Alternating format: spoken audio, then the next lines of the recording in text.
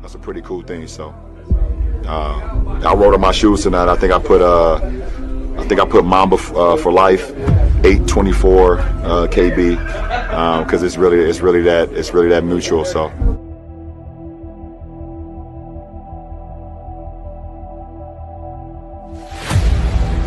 I want one answer only. Who was the guy that brought chills up and down your spine when he came onto the floor? The greatest player you ever saw. That would have to be the GOAT.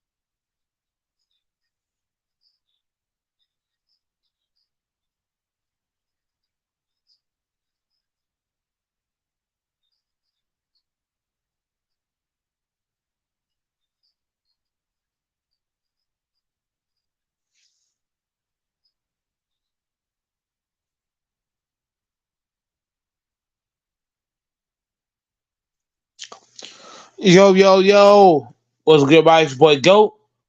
Like, share, comment, and subscribe. Turn on post notification, man. Hey, man. Brian Purdy, he overrated, bro. You know what I'm saying? He overthrew kid on the right side. Nobody's talking about that. Overthrew him. That'd have been the first down.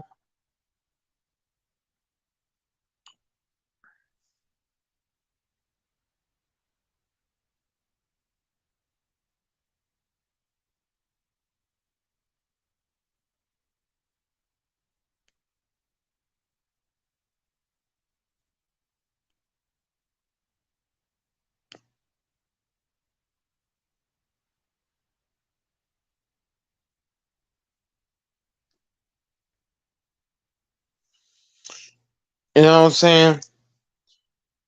Brandon Ayuk was overthrown.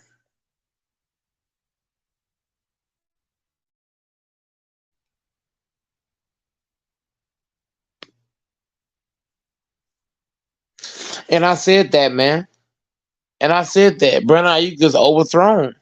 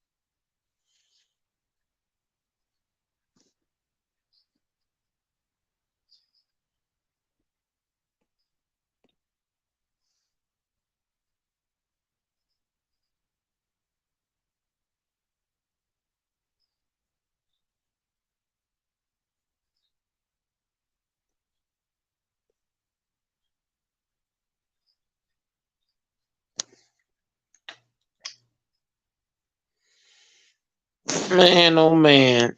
Hey, what's up, Grinch? Salute. Hey, man, I'm gonna send a video to the chat. Grinch, I don't know if you've seen it, but Brandon Ayuk was wide open, and Brock Purdy overthrew him. If Brock Purdy puts the ball on Brandon Ayuk, this is a first down for the 49ers. I know what play you're talking about. You talking about the play where he was on the left side. He went deep. He was wide. I saw that play too. Yeah, he overthrew him. If he just puts it, if he just But floats it over there, you ain't he, got to throw it hard.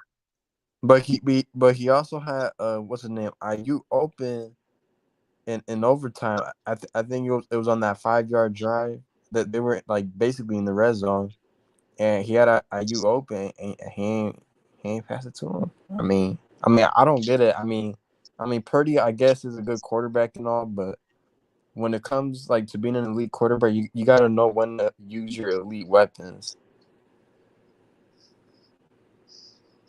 And I feel like Purdy didn't do that. I mean, I feel like George Kittle barely got any touches. I mean, even though he was slightly injured, it's like, damn, man. He only had, what was it, 2-3 receptions like after the second half. I'm really trying to search out this.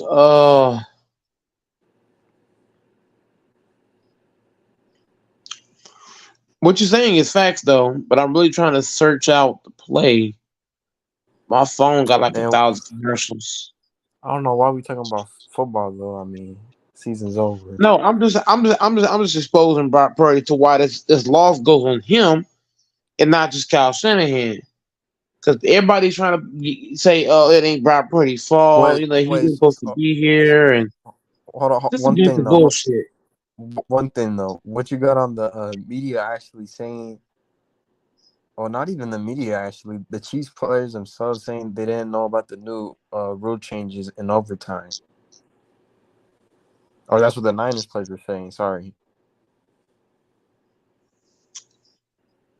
I don't believe the Niner players didn't know. I believe they knew. You think that's an excuse they're using? Yeah, when we an NFL player, man, they made this rule years ago, man. They didn't just switch that this year. It's been a rule. If you score a field goal, the other team can win now. It's been like that.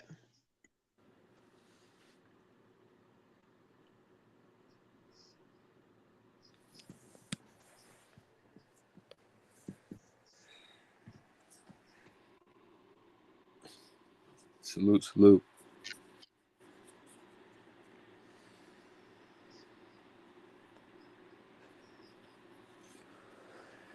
Okay, so I'm looking for the play now.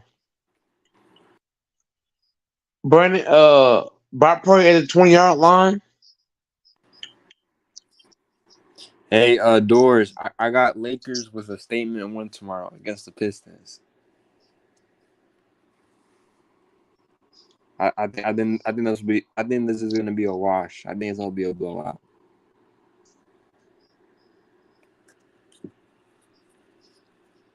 Should be at least. You said it was at the end of the game. What play? The one that I mentioned? Was that in overtime? The It, end where he missed somebody.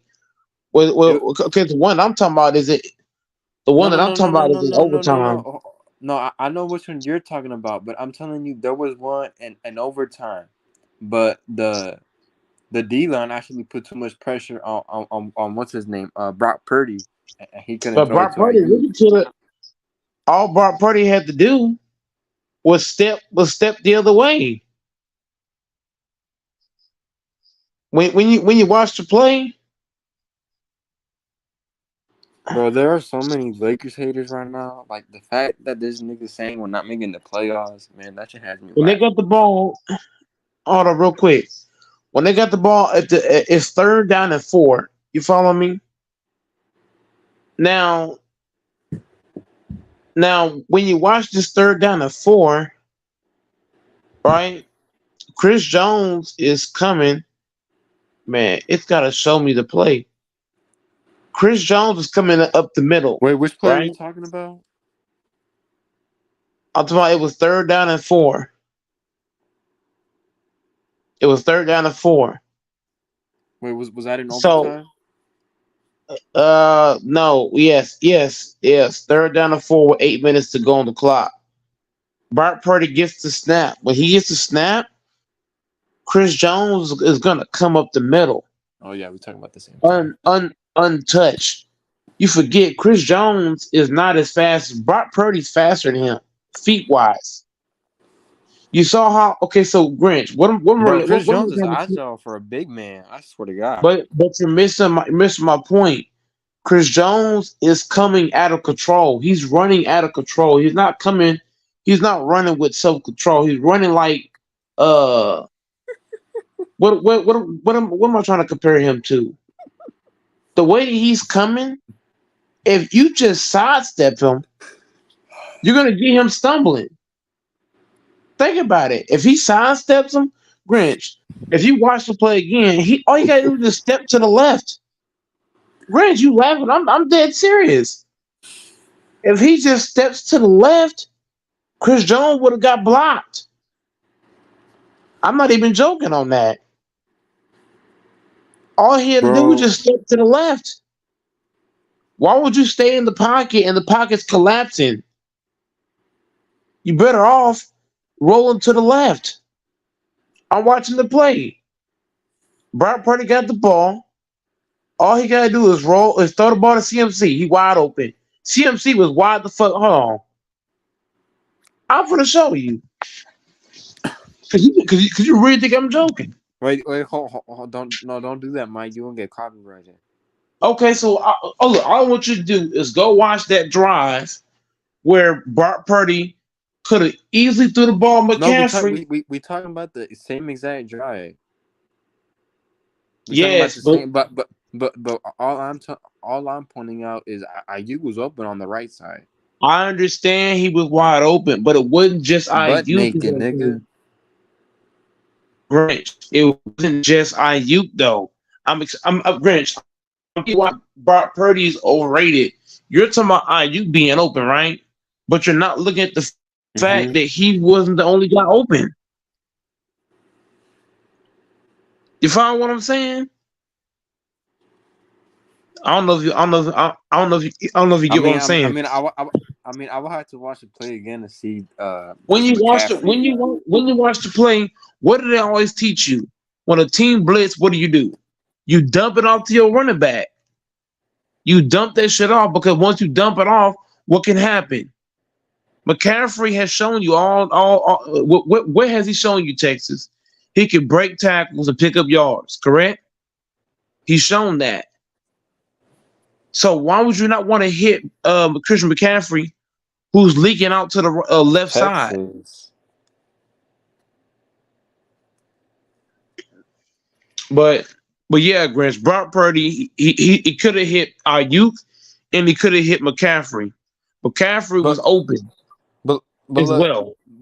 at the end of the day, you know what I'm saying? Yes, Brock Purdy didn't have a perfect game, He in any overrated. sense.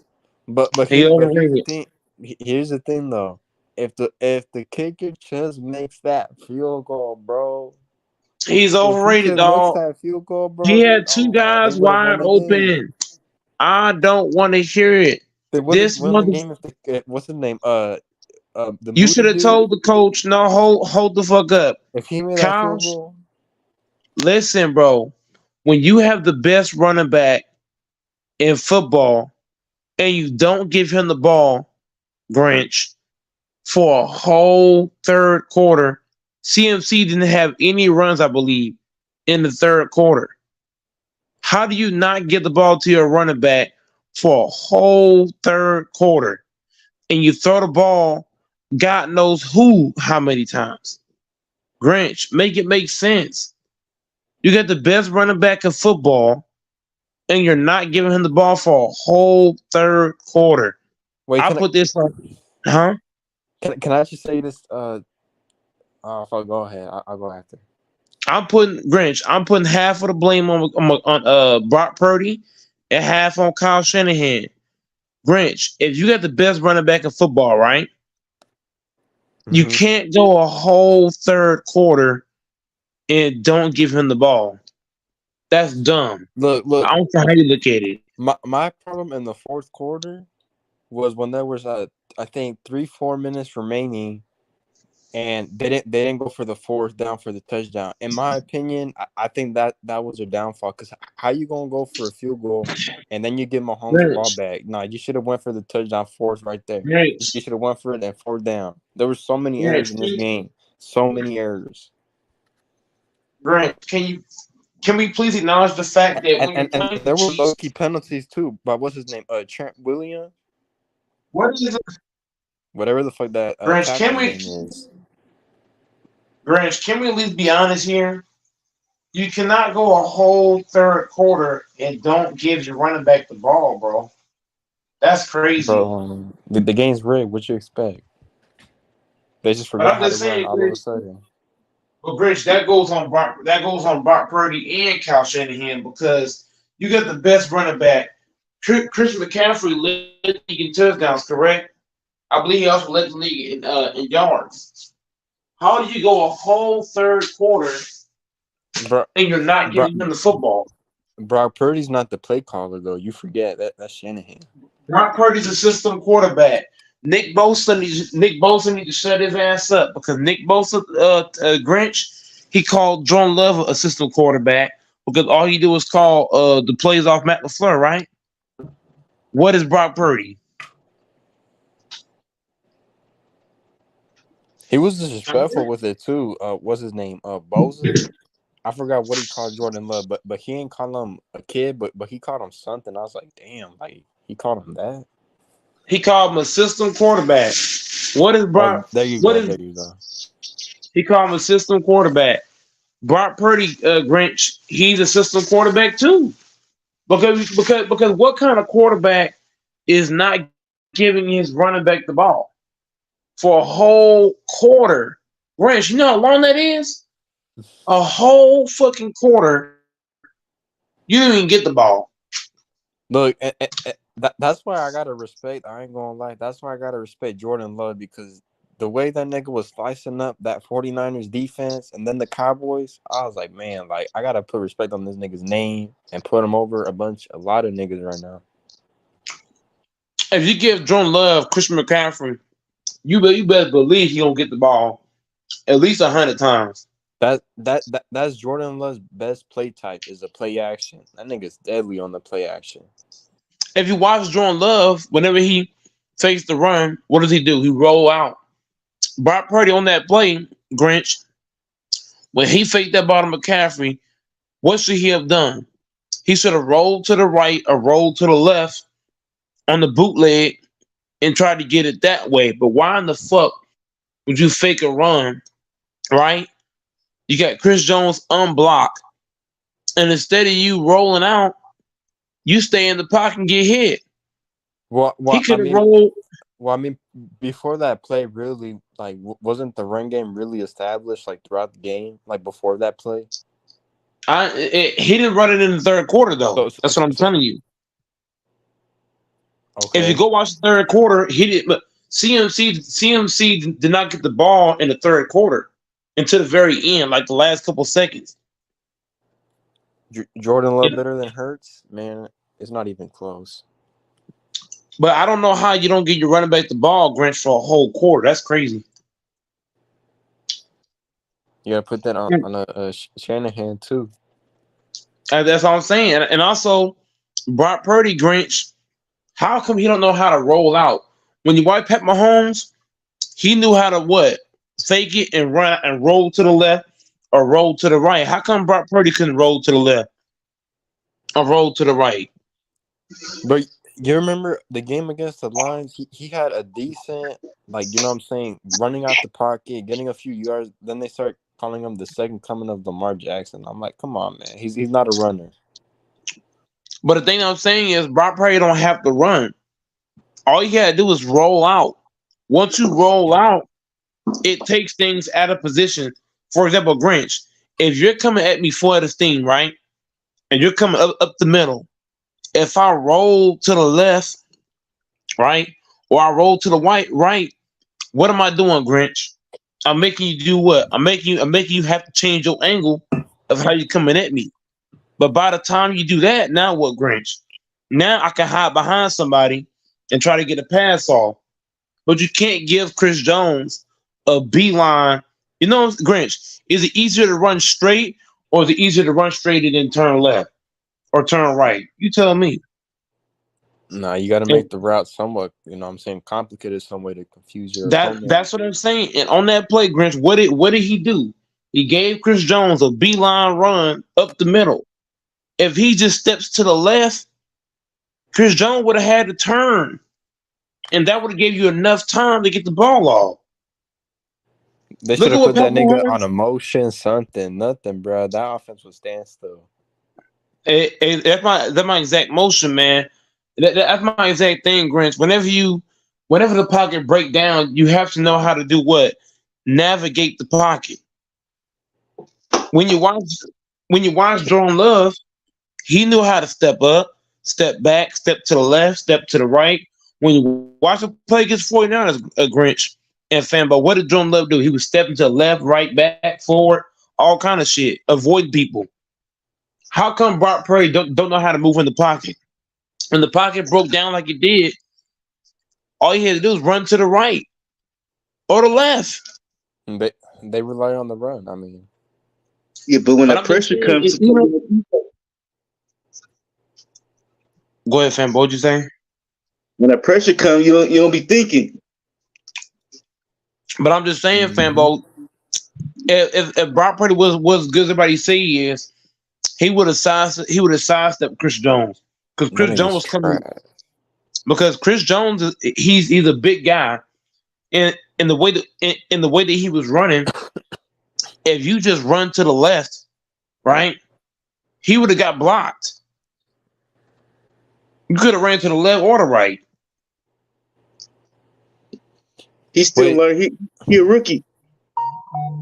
He's still right in the middle of the fucking paint. Well, I'm not talking football, but you know what I'm saying.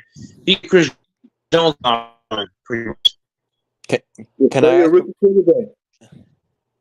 Go ahead. Huh? He a rookie quarterback. That's how you know he ain't nothing, bro. Hold the fuck up. Hold the fuck up. So was CJ Stroud, and y'all give him no slack, my nigga. Y'all not giving this nigga no slack. Fuck out of here. When that nigga CJ Stroud fucking folded, bro, y'all was on his ass. I wasn't on it. That was Mike and it was on. I ain't gonna lie to you, man. At least look. They had CJ to beat Lamar.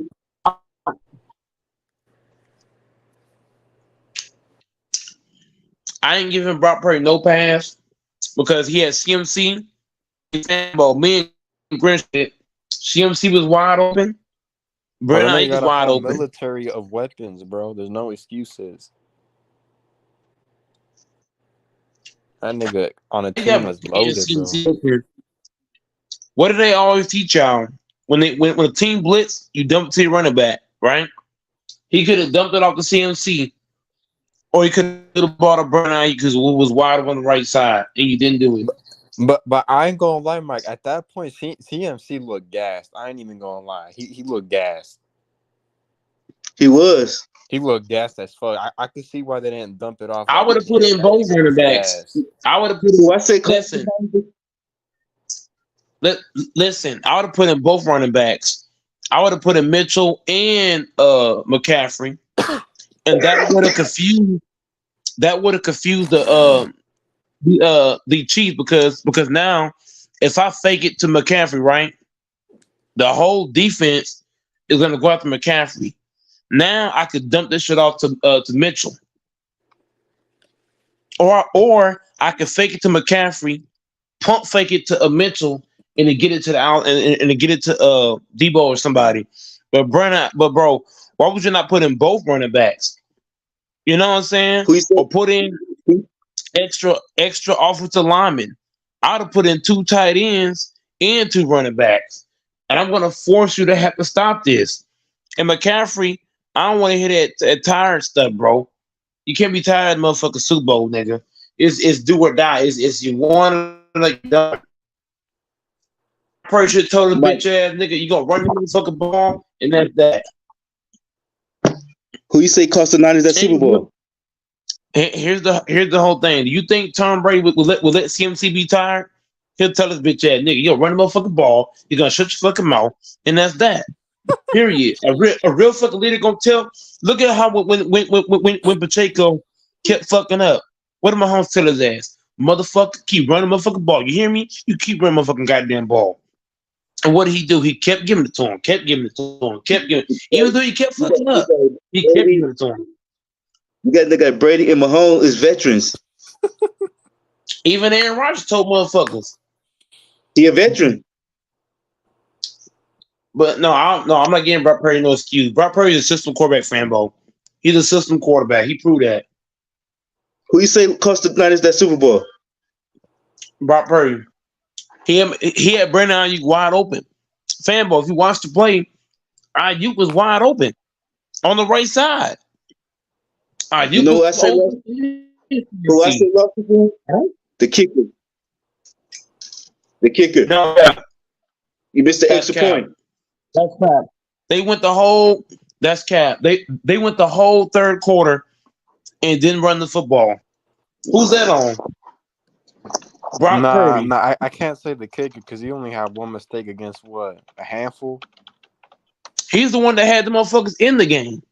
The hell, Brock Purdy. Brock Purdy is a system quarterback because he relies on Kyle Shanahan to call all his plays.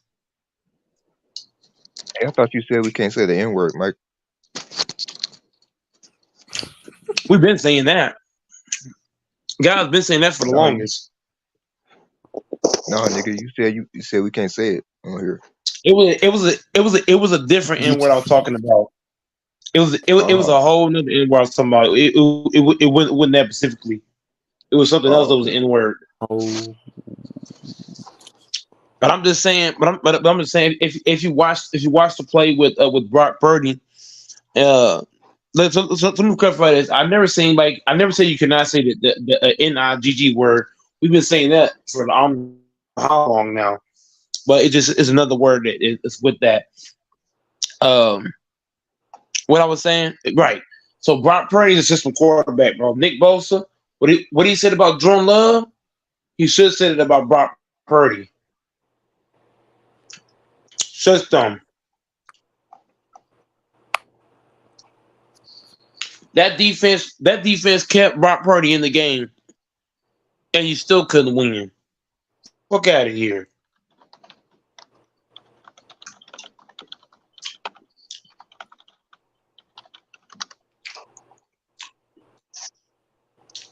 Jordan Love better than that man.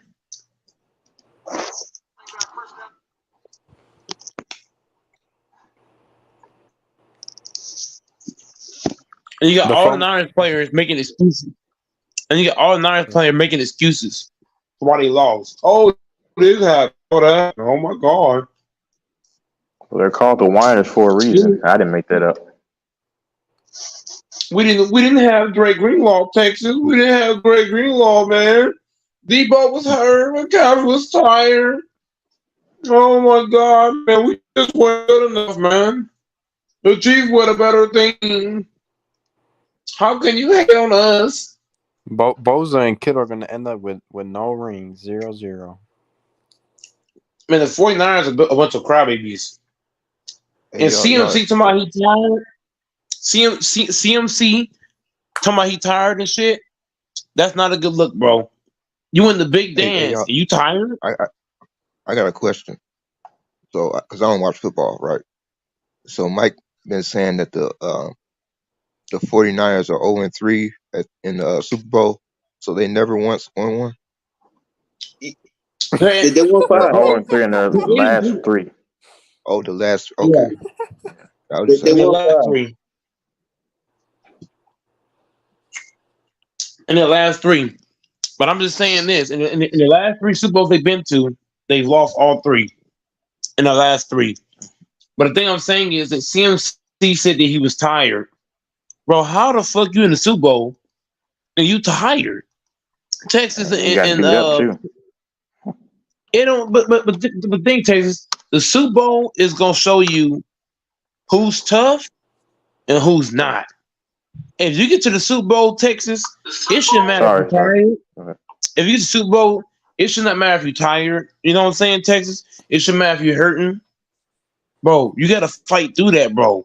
When you got a chance to get a motherfucking ring, fuck all that tired shit. You know what I'm saying? Fuck all that I'm hurt shit. Fight, nigga. Yeah, and this is yet another pick that I got right amongst many. Look at how Pat Mahomes last year, but he kept battling. Look at how Pacheco's tired as fuck, but guess what? He kept running the motherfucking ball. Cause he was tired as fuck. Hold on, fanball. I'm breaking shit down. Was Kelsey not tired in this game? Yes, he was. But he kept fighting. Was Mahomes not gassed? Yes, he was. But he kept fighting. Was Chris Jones not tired? Yes, he was. but he kept battling. There's no excuse for Niner players to be like, we was hurt, we was tired. Oh my man, shut the hell up. We don't want to hear that shit. Go ahead, Femo. Texas, who number 11 for Kansas City? Valdez Scantling. Okay. The one who caught the winning kick. No, that was Nicole Hardman. What's his number? 12. And Okay, they 12. yeah. And they love doing that. I ain't gonna lie to you. I gotta give mad respect to the Chiefs because they don't make excuses. The 49ers got 1,000 excuses and one ain't it, which is crazy. Nick Bosa's sad, bro. Nick The whole Bosa's team sad, man.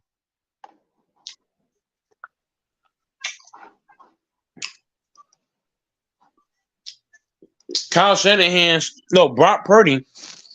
If Texas Fanbo, if Brock Purdy wasn't a successful quarterback, would he have told Kyle Shanahan to go for it on fourth down? Yes, he would have. Because if you got 3rd down and 4, and you're on 4th down, you can't give the ball back to Pat Mahomes. If Brock Purdy was a real quarterback, he would have gone for it. He would have told the Kyle Shanahan, "Fuck you, nigga. We're going for it." And I'll say this: I'm not gonna go hard on Purdy because it's not so much as him. It's the people. It's these people that hyped him up prematurely. That's the problem. People glaze over dudes who are making their way. Purdy will be good in the future, but it's the problem that I have is people overhyped him. See, so when you hype people like these people up before they've done anything, then if they don't come through, then they're going to face a lot more of the critique, and it's unfair to him because Purdy. Listen, Purdy didn't make some of the plays he needed to make, but I blame these people that are calling him, the cyborg, and calling him, oh my God, he's just the best thing ever. When, like y'all said, he does have a loaded team because I'm looking at his stats and Jordan Love. Now he has a higher QBR by over 10 points, Purdy, but Jordan Love, you can argue, has less offensively. Yes, but their numbers are identical almost in terms of yards throughout the season, picks, and TDs. You go look at them. I mean, now I don't know like the percentage per throw and all that stuff, but I don't blame. I mean, of course, you blame Purdy to a degree for the loss, of course. The kicker, and then. But how's it going, man? But then my last thing is that I blame the people that try to pump these guys up before they've done anything in the league. That's my problem because guess what? Mahomes washes all these guys out his first starting season. And you know what's funny? I won't say the name. Well, they try to say that Mahomes wasn't a rookie, in 2018, and he only started one game in 2017. Meanwhile, Purdy played a handful of games this last season, and then this season right here. I mean, people want to call him a rookie. How? I mean, when y'all weren't trying to call Mahomes, who only had one start the year prior to his 50 touchdown and 5,000 yard season, because they were trying to say Mahomes, he was acclimated to the system and everything, but Purdy was not only acclimated to the system, Purdy played more games than Mahomes their first technical season. And you see what Mahomes did. So all that stuff, don't ever compare him to any of these guys right now. I mean, not Mahomes. Don't compare. Come on, man. The real cyborg, my last thing, the real cyborg is Mahomes. Man, look, what y'all seen from Purdy last night that's the best y'all gonna get out of Purdy right there. Brock Purdy don't know how to look. Don't know how to read defenses. If you put Jordan Love in that same situation, I don't know if you and Brett have seen it. CMC was open on the left side. When he faked the ball to CMC and he ran to the left, he could have dumped it off to CMC. He could have threw it to IU. But also truly blessed in Texas.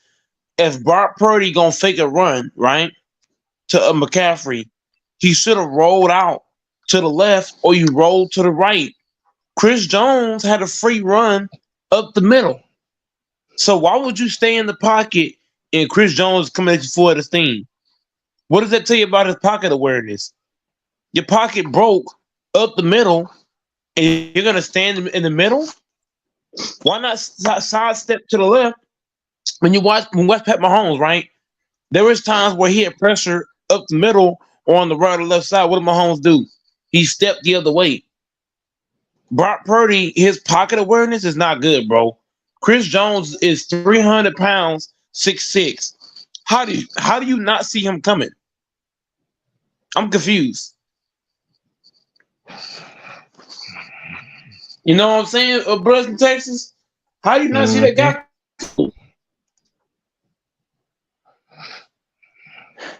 All he had to do was sidestep. I don't know if you in Texas remember this, but I tried to tell that 49ers fan that Purdy wasn't good, and he said I was a hater. Even that Prescott would have ran. If that Prescott seen Chris Jones, I believe he would have sidestepped to the left or the right. That's the one thing I got to give Dak over Brock Purdy is his ability to see something coming, and he's going to at least try to run and get away from you. And Dak, you know what? Two things. Dak knows how to roll out. Dak knows how to sidestep defenders. Dak Prescott does not have a real running game and still threw, 36 touchdowns? Brock Purdy overrated, bro. I ain't gonna. And that's why we were saying you go ahead. Coaching because Chris Johnson kept doing the same thing. Y'all not doubling this man at all. And that's why people say, "Oh, if Purdy had played against the Eagles, they would have won."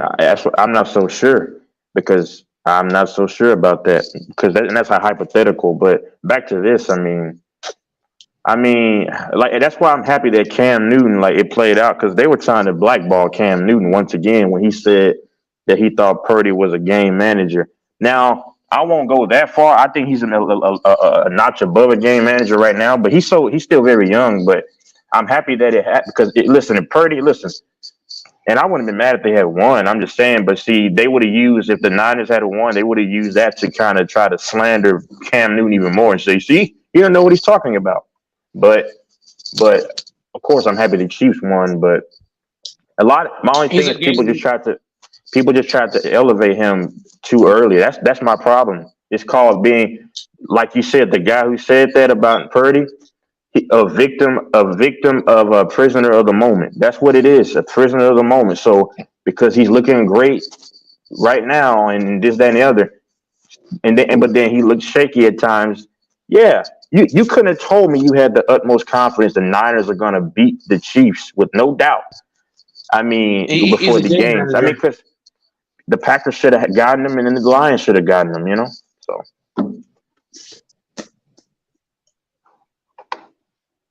He's good to me. Purdy's solid. He's solid, especially for his first starting season. But if he was good, if he was good, Texas, how come he didn't know how to roll?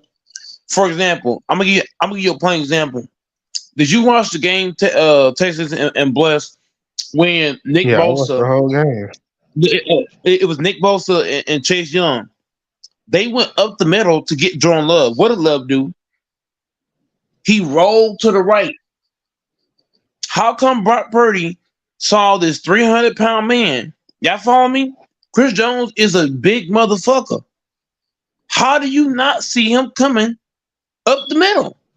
I'm confused. You said it a few times. I get it. Yeah. Texas, I know I've said it, but Texas, bro, I'm going to expose Brock Purdy for the reason that you said. They hyped this man up, and I'm going to expose his ass.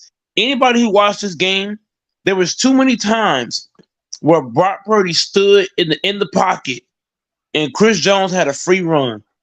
Am I lying? It was too many times where he had a free run up the middle, and your dumb ass gonna stay in the pocket?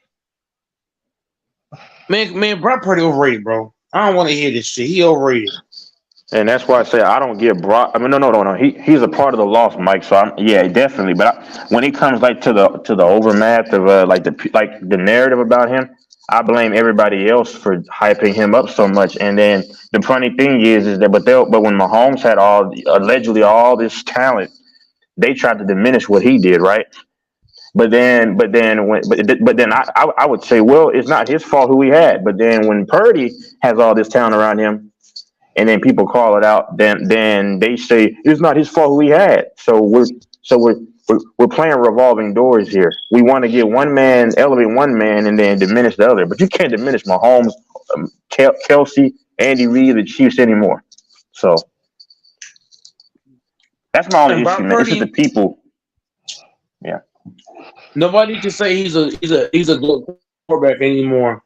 No. He's a solid quarterback. Yeah, I'm taking Jordan Love over Purdy. Yeah, me too.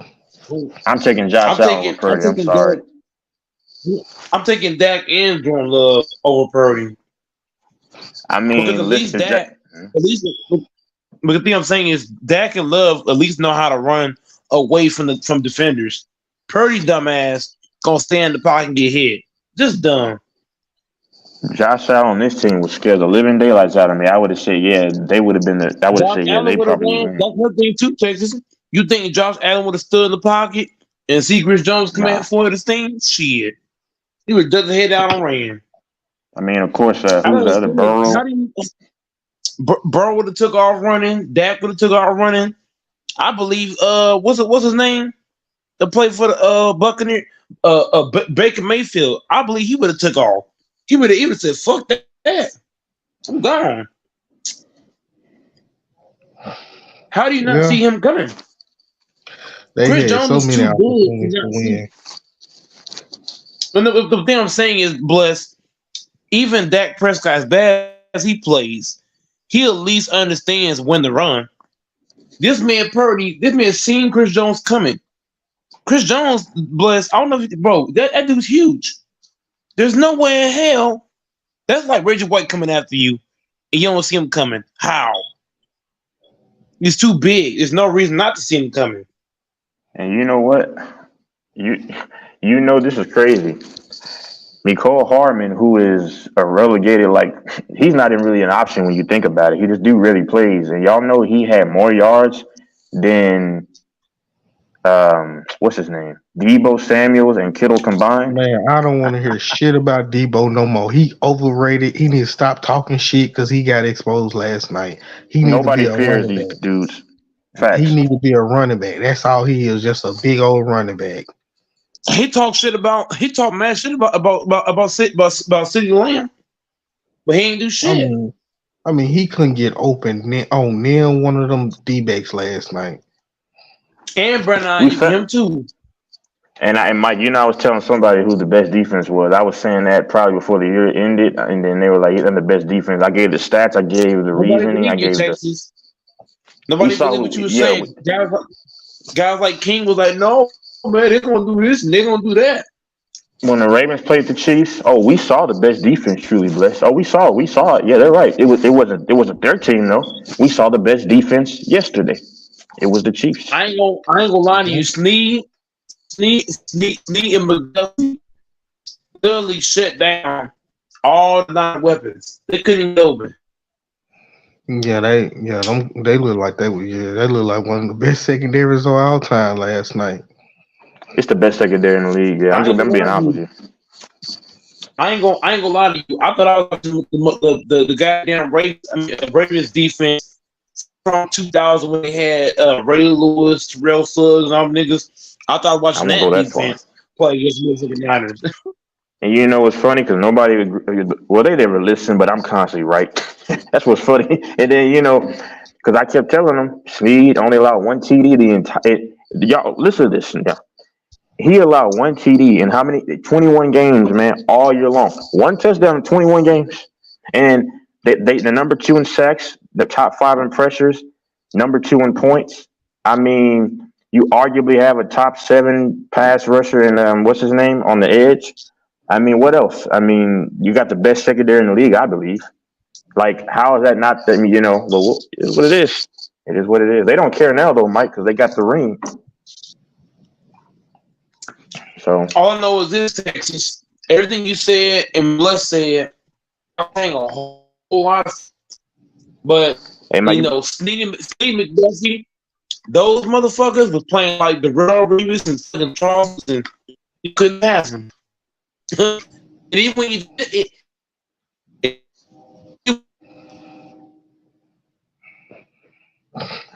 Can y'all hear me?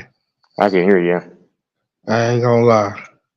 I think Go Mike could have went out there and got open on one of them corners back better than Debo.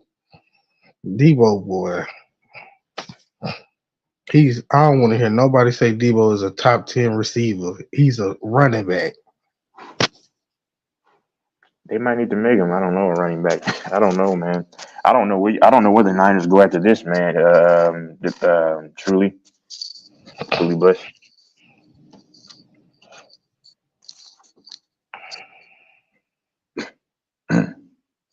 Shit, I think they need to trade Debo. They need to try their best to keep McCaffrey. no. What they should do is implode. Trade every fucking body. You go 3 Super Bowls and go 0-3. No, I'll trade every fucking body.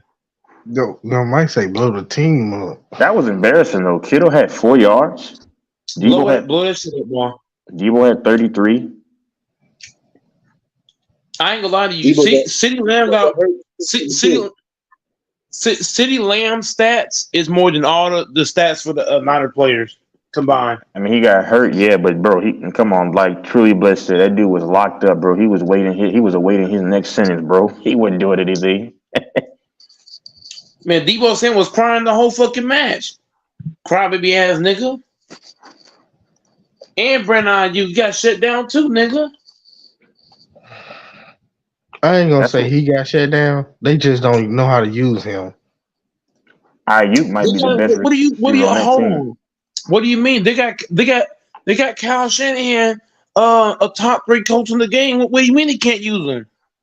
What do you mean, Trey Bulls? You say he got a top who? We talking about the same damn coach that was the offensive coordinator for the Falcons when they blew that damn lead. Man. I'm being sarcastic, Sugar Bless. Everybody loves to hype up. Niner fans, Bless, they love hyping up Kyle Shanahan. But he's the same man that's choked how many Super Bowls now? 3? Mm-hmm. 4. I think the Niners just ran into the reality that a lot of teams have against the Chiefs. We just can't beat these mother effers. The Bills found that out.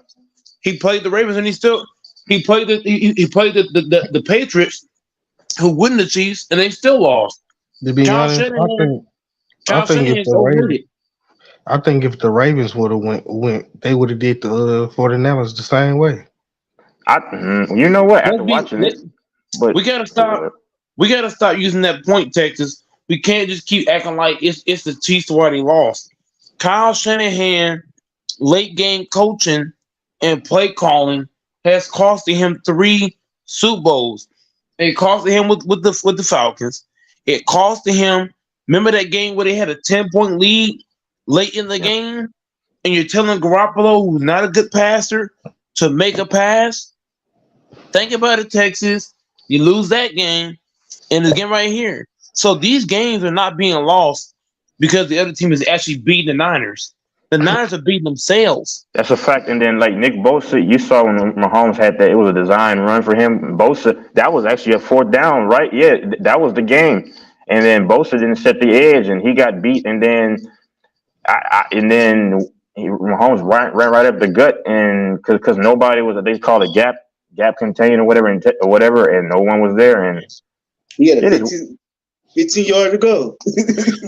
Yeah, man. I mean, what the Niners have prided themselves on since their existence is what they failed to do well when it matters the most. It is what it is, man. I'm happy though, man. Let me go ahead and play this really quickly, Mike. Hold on. Here we go.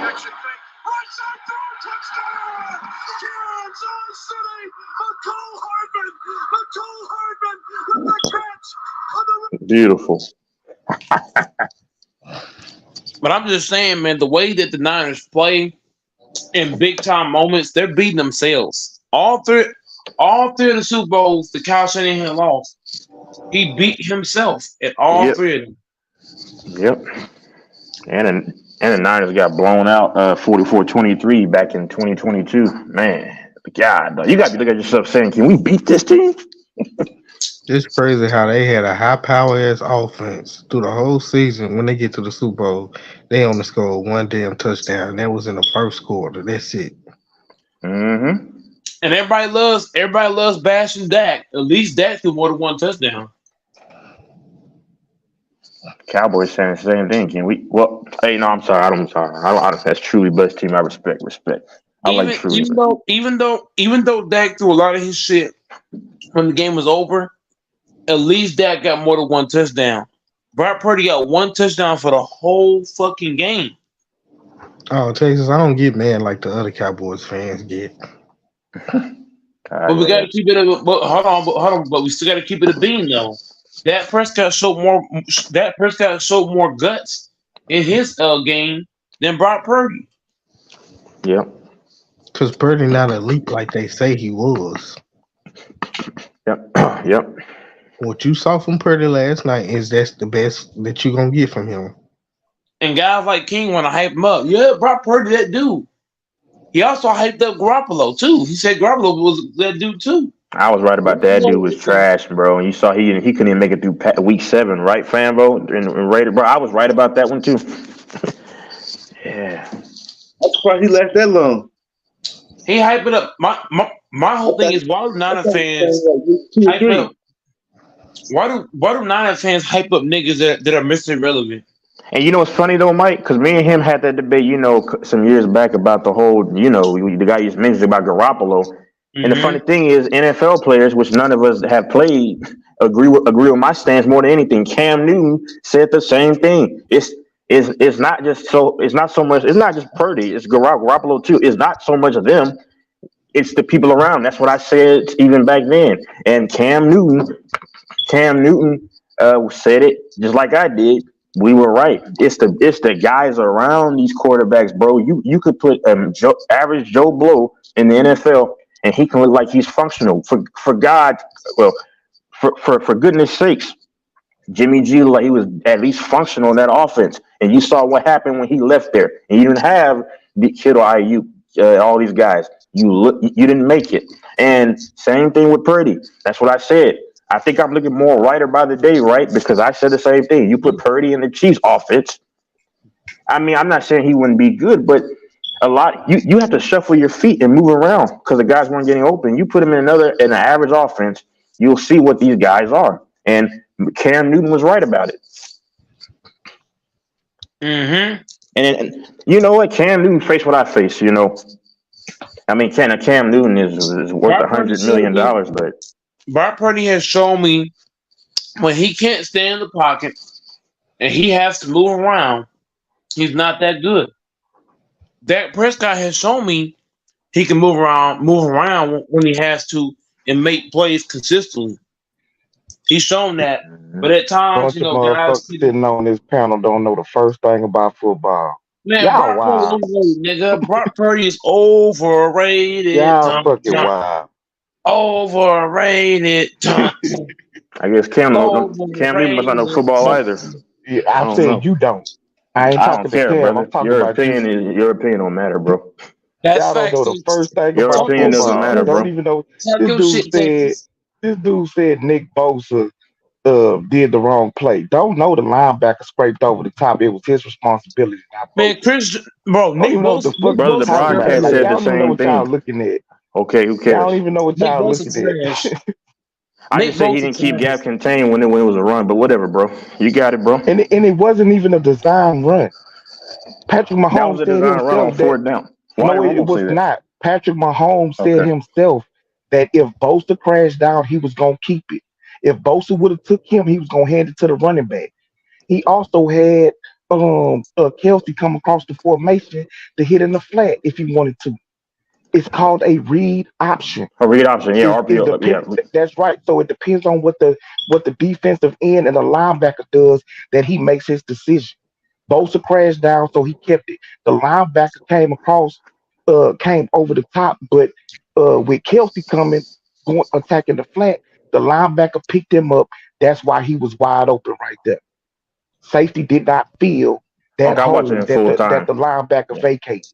Okay, sure, yeah, but Yeah, answer this sure. question. Like Do you think learn what you're looking at. Oh, but and Mike do you talking think your about opinion the matters to me, dude is bro? coming. The Do you dude think is your coming opinion matters wide to me open. if I don't know? I'm Yeah. not. I'm But talking to you Mike, know little Okay, what? mama. man. It's a free I'm panel. You talking to told me the Mike, last little time, right? mama. It's a free panel. I It's know, a free but panel, right? quit being I so know I'm in your emotional like head, a bro. woman, and Brother, let me speak brother, to you somebody always else come on the on here to panel. try to argue every time. Like the Let me last time you speak said, to why are you someone getting else on mad? the Why are you panel. getting I'm mad? done with you, This Shawty. the last time you said when I I'm said I was done done with with you, you you. kept trying to talk to Okay. me.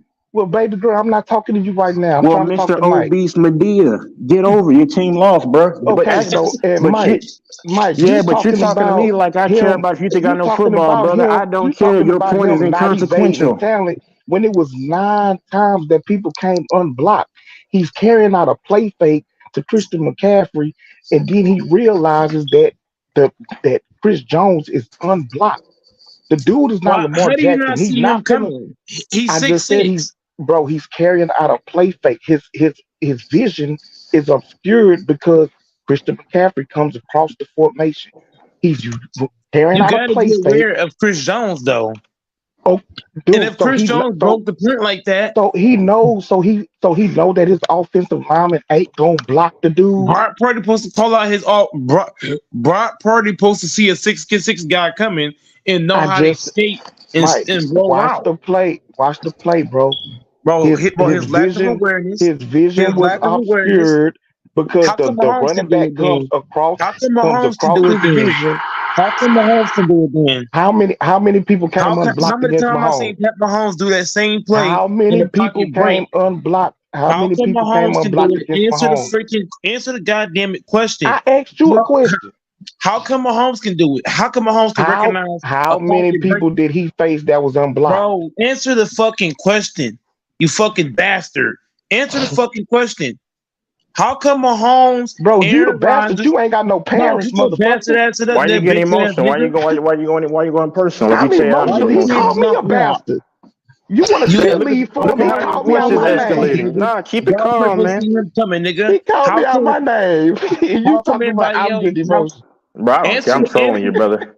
I need him to answer that question. How come Well, Aaron answer my Rodgers, question first. Patrick Mahomes? No, I don't want to hear Answer my nothing question else. first. I don't want to hear nothing else. How come Aaron See, Rodgers, that's why Brock I Purdy, said down in the bro? chat. Once You again, ain't gonna take your have no bitch, conversation because these take niggas your hold. bro. I'm not hearing none of that shit, nigga. How come, bro? I'm gonna keep reiterating have you say that word. I'm gonna keep saying this shit until I get an answer because I've seen Rodgers do it, Mahomes do it, Joe Montana do it, bro. They hype this man up, and they're not gonna give him a pass for bullshit. How come Brock Purdy did not see a 6'6", 300-pound man sprinting at you full head of fucking steam? If that's Patrick Mahomes, he's rolling to the left. He's running behind McCaffrey, or he's running behind who the other guy takes it the other way. He ran behind IU the other way. You can't give no fat man like Chris Jones a straight line run up the middle. The Okay, so hell? hold on, Mike. No. So yeah, because I watched it again. Yeah, I watched it again. Yeah, that was an RPO. But King, ask yourself this question, brother. You feel the need to tell me. And why wasn't Fred Warner there for the spy in time to try to make the tackle up the middle? But King, brother, your opinion don't matter. Football's not my number one sport in terms of what I'm looking at. So, brother, I don't care, brother. Your team is 0-4 against the Chiefs. That's all I know. Since Mahomes got there, bro. They should have brought up. They should have had their whole defense playing up front and say, if they throw it over the top, so be it. But we can't let them run it here.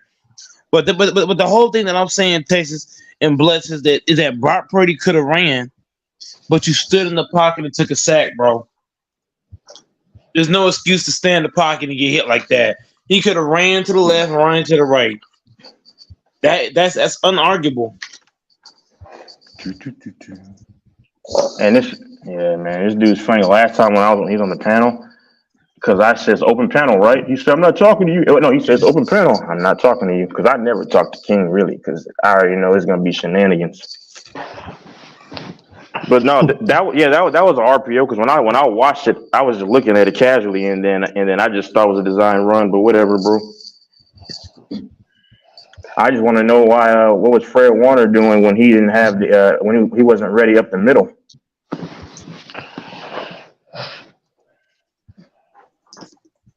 Shit, one he guarding Kelsey at the time.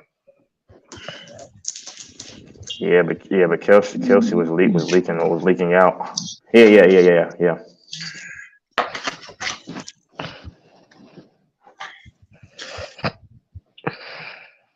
I said, I mean, they did kind of have a spy there, but which was Fred Warner. Okay, King, hop back on, King. Explain yourself. Come on, King. Hop back in and explain yourself, man. That means that's bad coaching on that offensive line too, because Chris he was unblocked a lot of times there.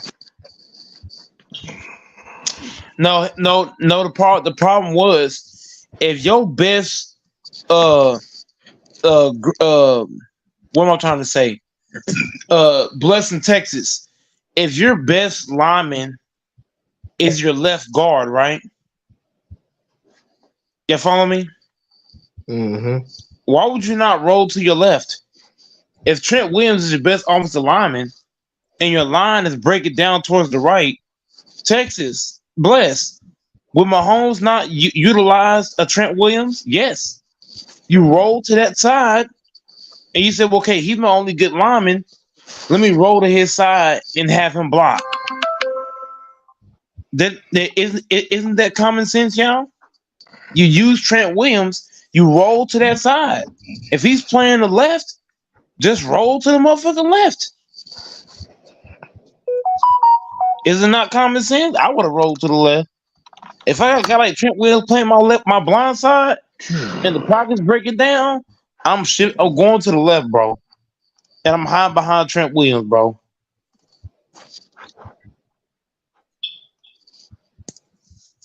Yeah, no, I ain't bullshitting.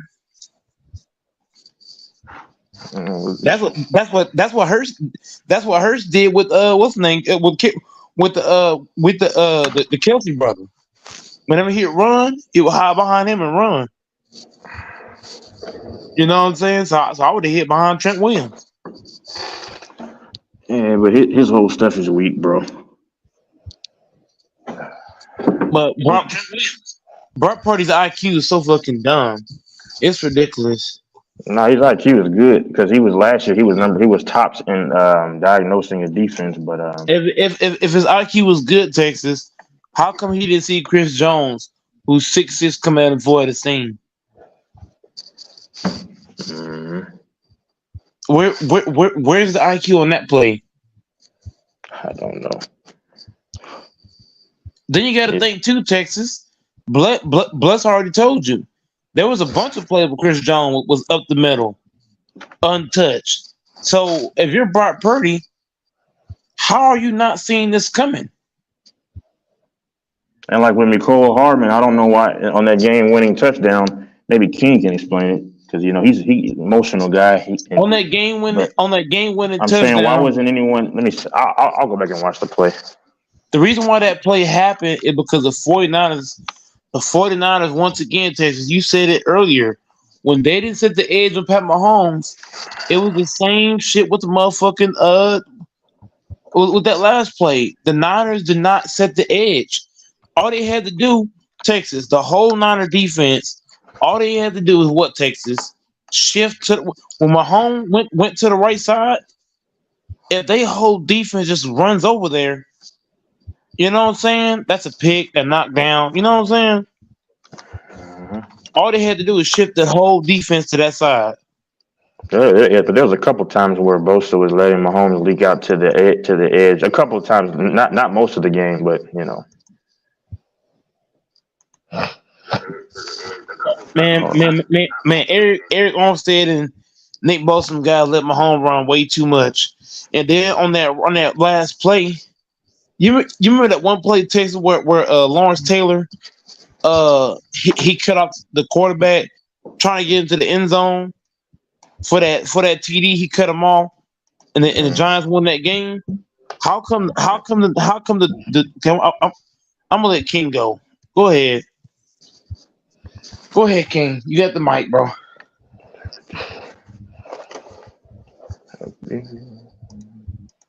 Go ahead, King. So first of all, he didn't take a sack. He had two people. He had two people wide open, but the pass was rushed because Chris Jones came unblocked. You talk about him running behind Christian McCaffrey. If you watch that play, I'm not talking. I'm talking to Mike. So they I ain't had a saying anything to dude you, bro. run up I the mean, I'm in your field. head. I wasn't even talking to you, bro. I didn't say anything. I'm in your head though. I got real estate. Go ahead, bro. It's hilarious. Can you hear me, Mike? I can hear you, bro. Nobody said anything. Okay, so like I was saying, you said that he should have ran behind McCaffrey. So he's doing a play fake. McCaffrey runs by Chris Jones is literally 2 feet away from him by that time. The dude came unblocked. Even if he would have tried to run behind McCaffrey, if you watch that play, there's a defensive end who's standing there unblocked waiting for Christian McCaffrey. So that play, him running behind Christian McCaffrey, gets blown up as well.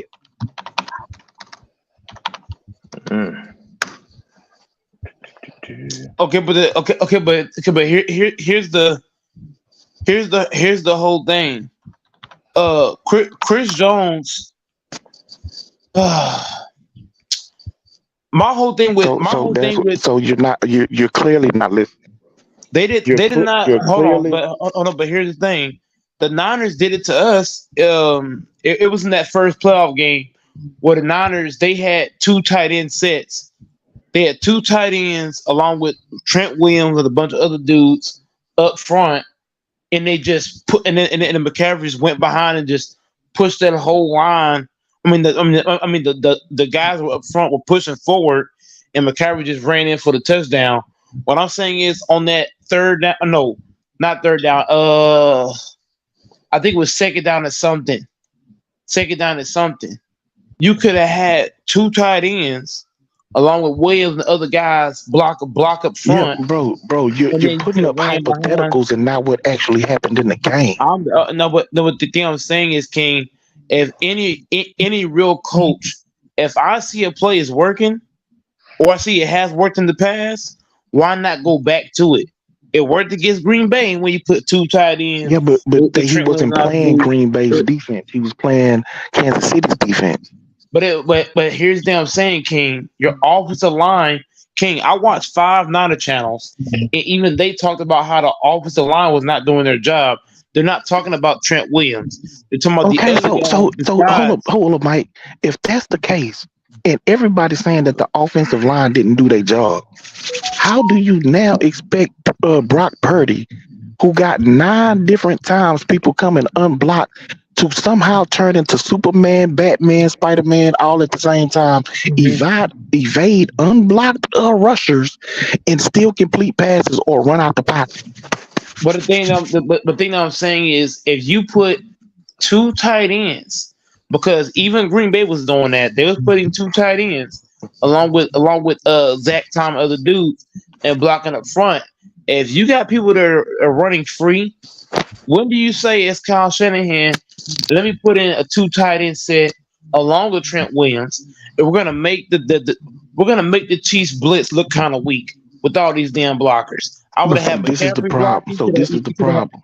Now you could go max protect, but now that's less people that you have out in the routes to try to move the ball. Second thing, it's not that Kansas City was bringing more people than the Niners could block. The fact of the matter is that there was bust on the offensive line for the most part of the second half, which Spagnuolo himself is on Monday Morning Quarterback, Albert Breer. He did an article. He said that in the second half that he had to make adjustments. They sent blitzes that they didn't even practice because Brock Purdy was better than what he thought. So they made the adjustments. It was bust along the offensive line the entire second half. They was disguising their blitzes in a way that offensive line is people blocking down who ain't supposed to block down. They missing people. So, bro, it's only so much that any quarterback, you yourself after the Niners beat Green Bay, you said you lost your right tackle, and after that, your quarterback was under pressure. So how is it the Niners lose a starting right guard during the game? Is bust on the line the entire second half? Is people coming unblocked over and over and over again? Yet somehow Brock Purdy was the problem. And look, once again, there is other plays that Brock Purdy could have went to than the plays that he did. The fact that your offensive line is not blocking well, but yet you're going into shotgun motion with the line that's not blocking. When do you say let me have a play to where a screen play, something shorter to where now I can just get the ball and just throw it. I can just get it. I can just hike. I'm gone with it. The fact that Brock Purdy went in the shotgun with your offensive line not giving you any time to do that, that's kind of crazy. Then you took steps backwards too. Then how do you hike the ball and then take a few steps back like your offensive line is giving you that time? It's not. Where's the IQ with that? You cannot get the ball and take steps back when your line's not giving you that kind of support. Brock Purdy should have just had a play where it's really simple and it's quick to where he can easily get the ball out. Bro, they was doing that. The play that you talking about, the Chris Jones came unblocked. That was a quick play to the receiver on the whip route. The problem is that dudes was coming unblocked. You still should have missed that throw, Bo. Brandon, you can't miss You still can't miss that. You still can't miss that throw. But come on, man. That like this is crazy talk right there. You got too many dudes. You could have hit George Kittle. You could have hit IU. Even if Kittle's being guarded, Kittle's a big body. No, on that play, George Kittle blocked the defensive end first. Why he didn't run out? He was trying to leak out late. But again, nobody expected for Chris Jones to come unblocked. It was a third down play the series before that. And this is another thing. Brock Purdy gave that defense the lead 3 different times in the fourth quarter. He scored a touchdown. The kicker missed the extra point. They gave him a 3-point lead. Kansas City tied it up. He drove back down, got another field goal on a busted coverage because the safety or the cornerback came unblocked on the left side. Had to settle for a field goal. Gave him another lead with under 2 minutes left in the game. Patrick Mahomes ties the game up. Gets into overtime. He drives down the field, gives the team a lead again. 3 different times, he drove the team down the field, got a touchdown and 2 field goals, gave his team a lead in the Super Bowl in the fourth quarter, and the defense gave it up every single time. Okay, so what is the excuse for not running the ball in the third quarter? So if you paid attention in the first half of the game, what Kansas City was doing is they was run blitzing on first and second down over and over and over again. That's why Christian McCaffrey, outside of the first drive, where Christian McCaffrey fumbled the ball when they went straight down the field on that defense. He fumbled the ball. But they started blitzing on first and second down every single time. So when they come out the locker room, the thinking for Kyle Shanahan, they gonna blitz on first down, then we gonna throw it on first down where the zones is vacated. But the first time Patrick Mahomes got the ball first, threw an interception. First down, throws the ball incomplete. Second down, false start. So now you're looking at 2nd and 15. You gotta throw the ball to try and make up some of the yard. That pass is incomplete. So you go 3 and out in that series. The second series, same thing happens again. You pass it on first down because they are run blitz. So you want to throw into the vacated area or zones in the field. That's all it was. Man, so based on hearing that Kyle Shanahan was coaching scary and he went away from the run. How's he coaching scary if you throwing the ball on first down? If he was coaching scary, he would have kept running his running back into a brick wall. Okay, but the thing I'm saying is that Kyle Shanahan should have found more ways to get McCaffrey involved, not just him running the ball, but it could have been him flaring out to the outside catching the ball, or him going down the field, and I'm trying to hit him down the field. Yeah, but Mike, he did that. Christian McCaffrey had 80 yards rushing and 80 yards receiving. Like him and Brock was the two best players on the team last night. Nobody else did nothing. How come Kyle Shanahan did not get George Kittle involved into the game? He ended up having to try and keep George in to help the offensive line. And George ended up getting hurt at some point in the game, in the second half. But he still played though, so he should have got involved. He still tried to thug it out. It's the Super Bowl. But there's no excuse. Debo had a tweaked his hamstring in the second half. He still got back out there. But there's no excuse. But there's no excuse to go out there and not perform at a high level. If you're on the field, you have to perform.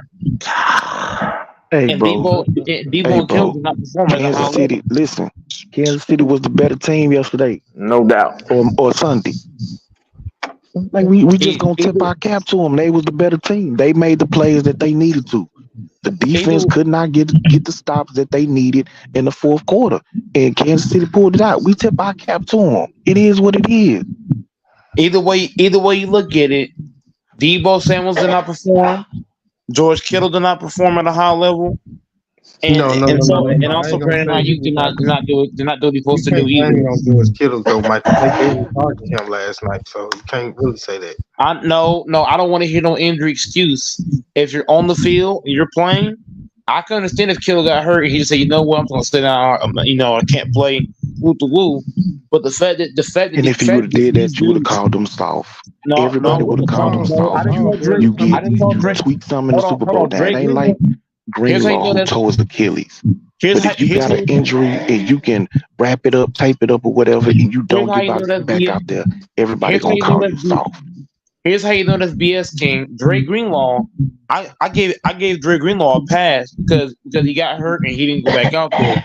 So I gave Dre Greenlaw a pass. I'm not giving Kittle a pass because your ad was on the motherfucking field. And Debo Samuel, you go back out there with a torn Achilles.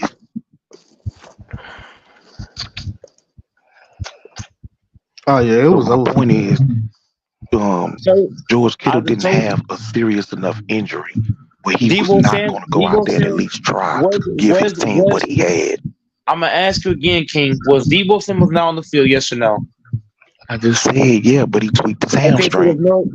There's no excuses. If you're on the field, making no excuses. I just said I tipped my cap to Kansas City, bro.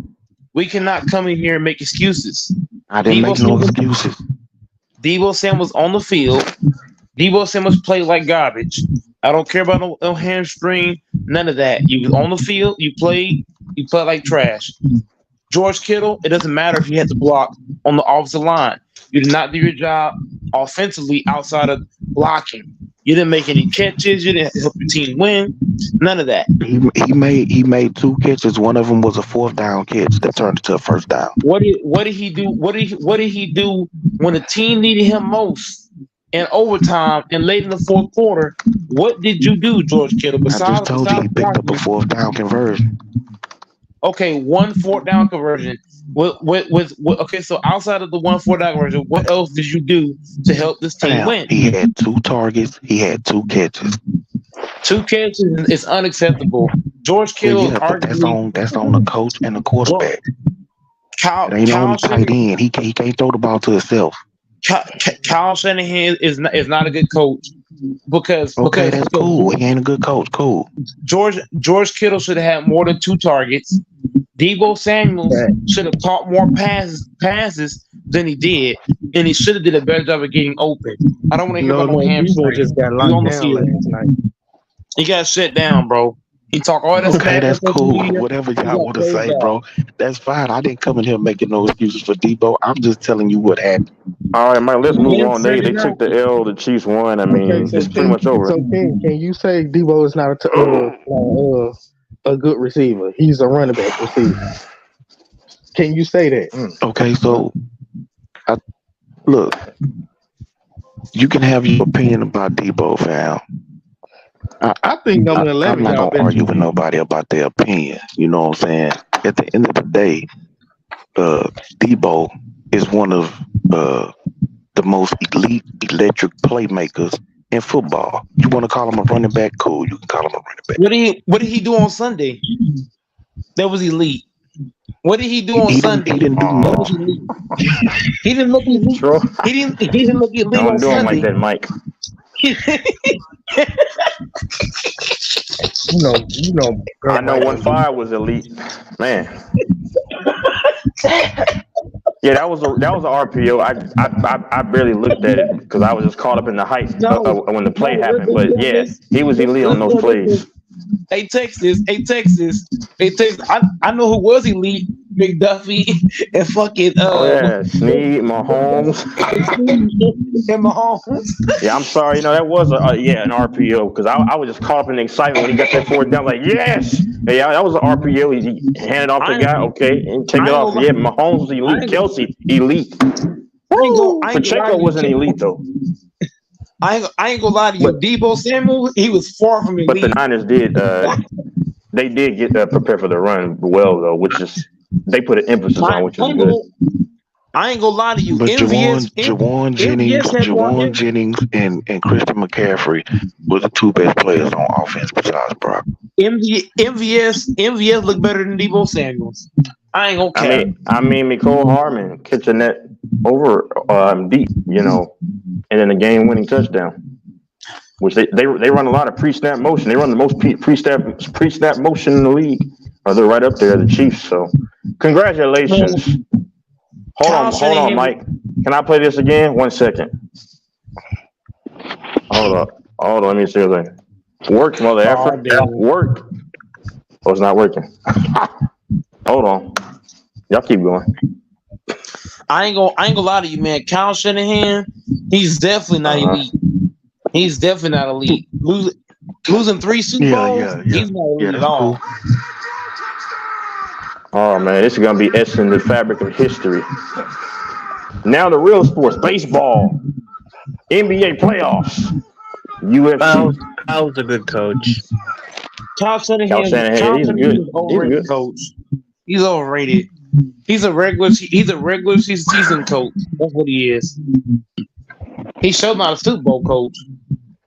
They should have fired that defensive coordinator. Wouldn't a regular season coach lose in the playoffs all the time? Who? A regular season coach. That means he wouldn't win no playoff games. Oh, okay. So look, I'll say this then. Kyle Shanahan is a first, second, third round coach. Once you get to the Super Bowl, he choked like lawn chairs.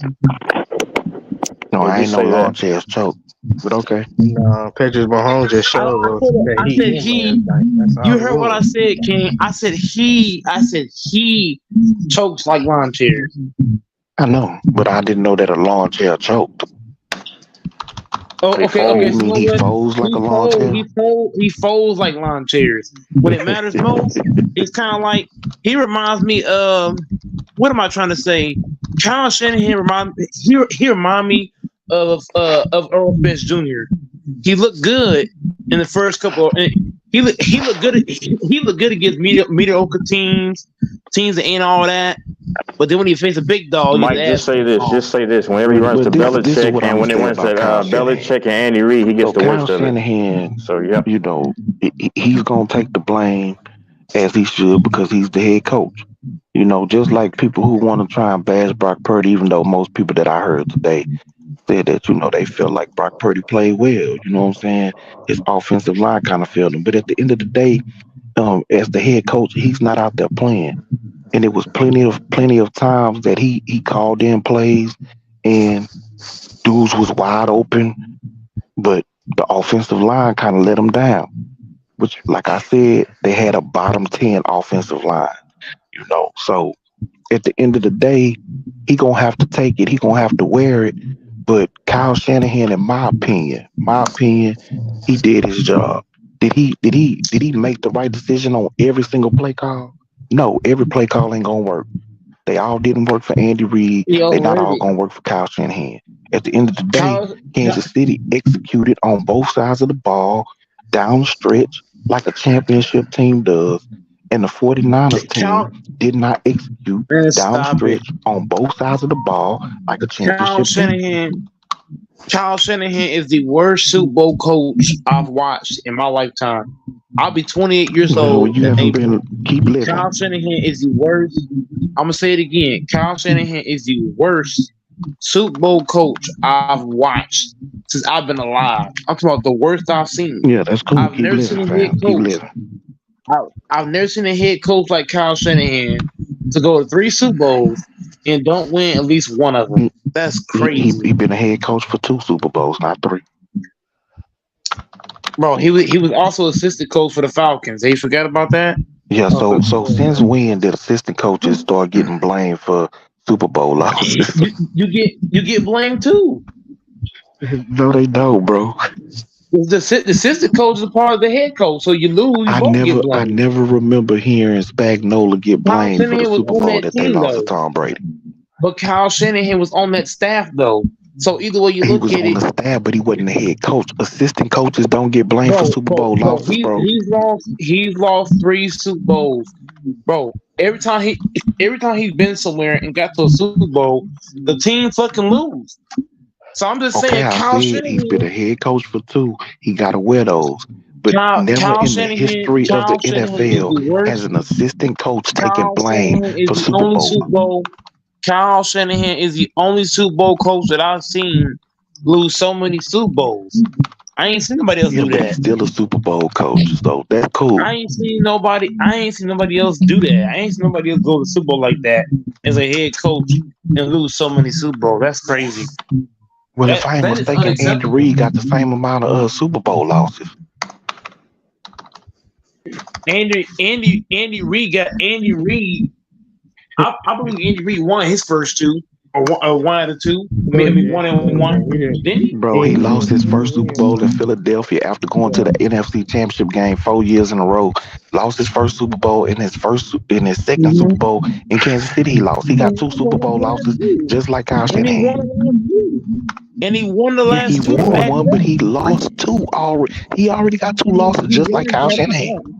He just won back-to-back, so that shit canceled out. That's cool. But you said you ain't never seen a coach who lost so many Super Bowls. He lost 2 just like Andy Reid.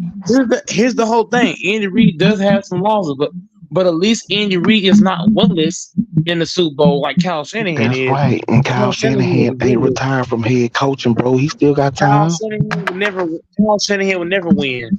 He'll never win. Okay, that's cool. He gonna remain a losing coach. Mike, this argument is remedial. This is dumb, Mike. No, it's not dumb. I'm keeping it 100. This argument. Kyle Shanahan. No matter how you look at it, Texas. Kyle Shanahan, he will never win like Andy Reid. Ever. He'll never win like him. He gonna always be a loser. That's what Kyle Shanahan. Okay, that's cool.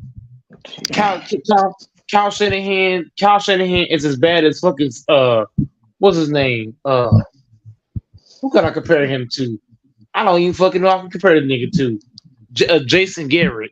Fucking man. Don't do that. No, you can't. That's crazy. You can't do that. Don't do that, man.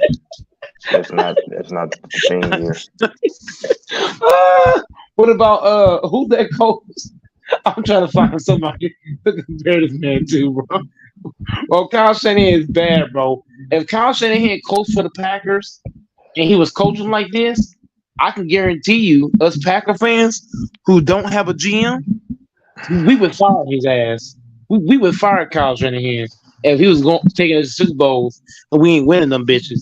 He'll be getting fired real quick. Fired, let go, release. Yeah, because there's another 28 teams that go to the Super Bowl all the time. Is he trash? We're not talking about teams. We're not talking about teams. We're talking about head coaches that's on teams and they get their ass stomped. Is he trash or Patrick Mahomes just him? Because Mahomes is him. I've been trying to tell him he's him. Against Andy Reid and Patrick Mahomes. Kyle Shanahan is trash, and here's why. Because Kyle Shanahan He went forward on third down and 4.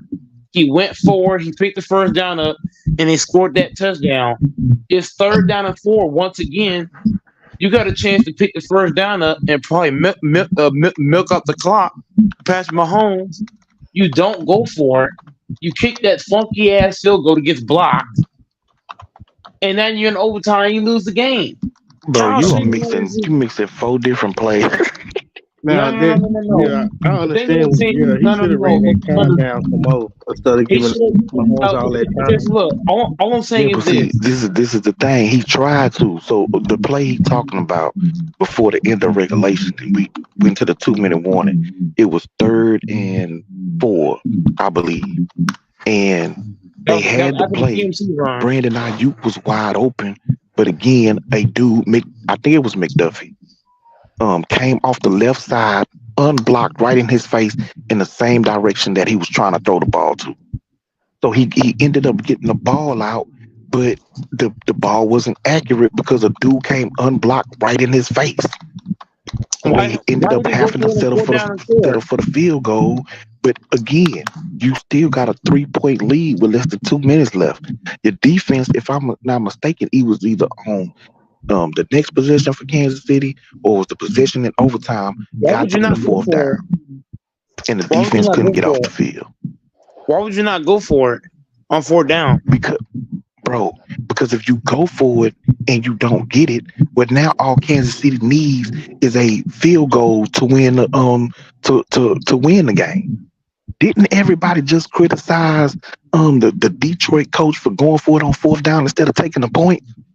Everybody called him stupid for not taking the point. Somehow Kyle Shanahan in a tie ball game with 2 minutes left, less than 2 minutes left, is supposed to go for it on 4th down. It's not the same logic. When Dan Campbell went for it, his team was down. Every time that he went for it, really, I saw his team was down. That's not true. That's not true.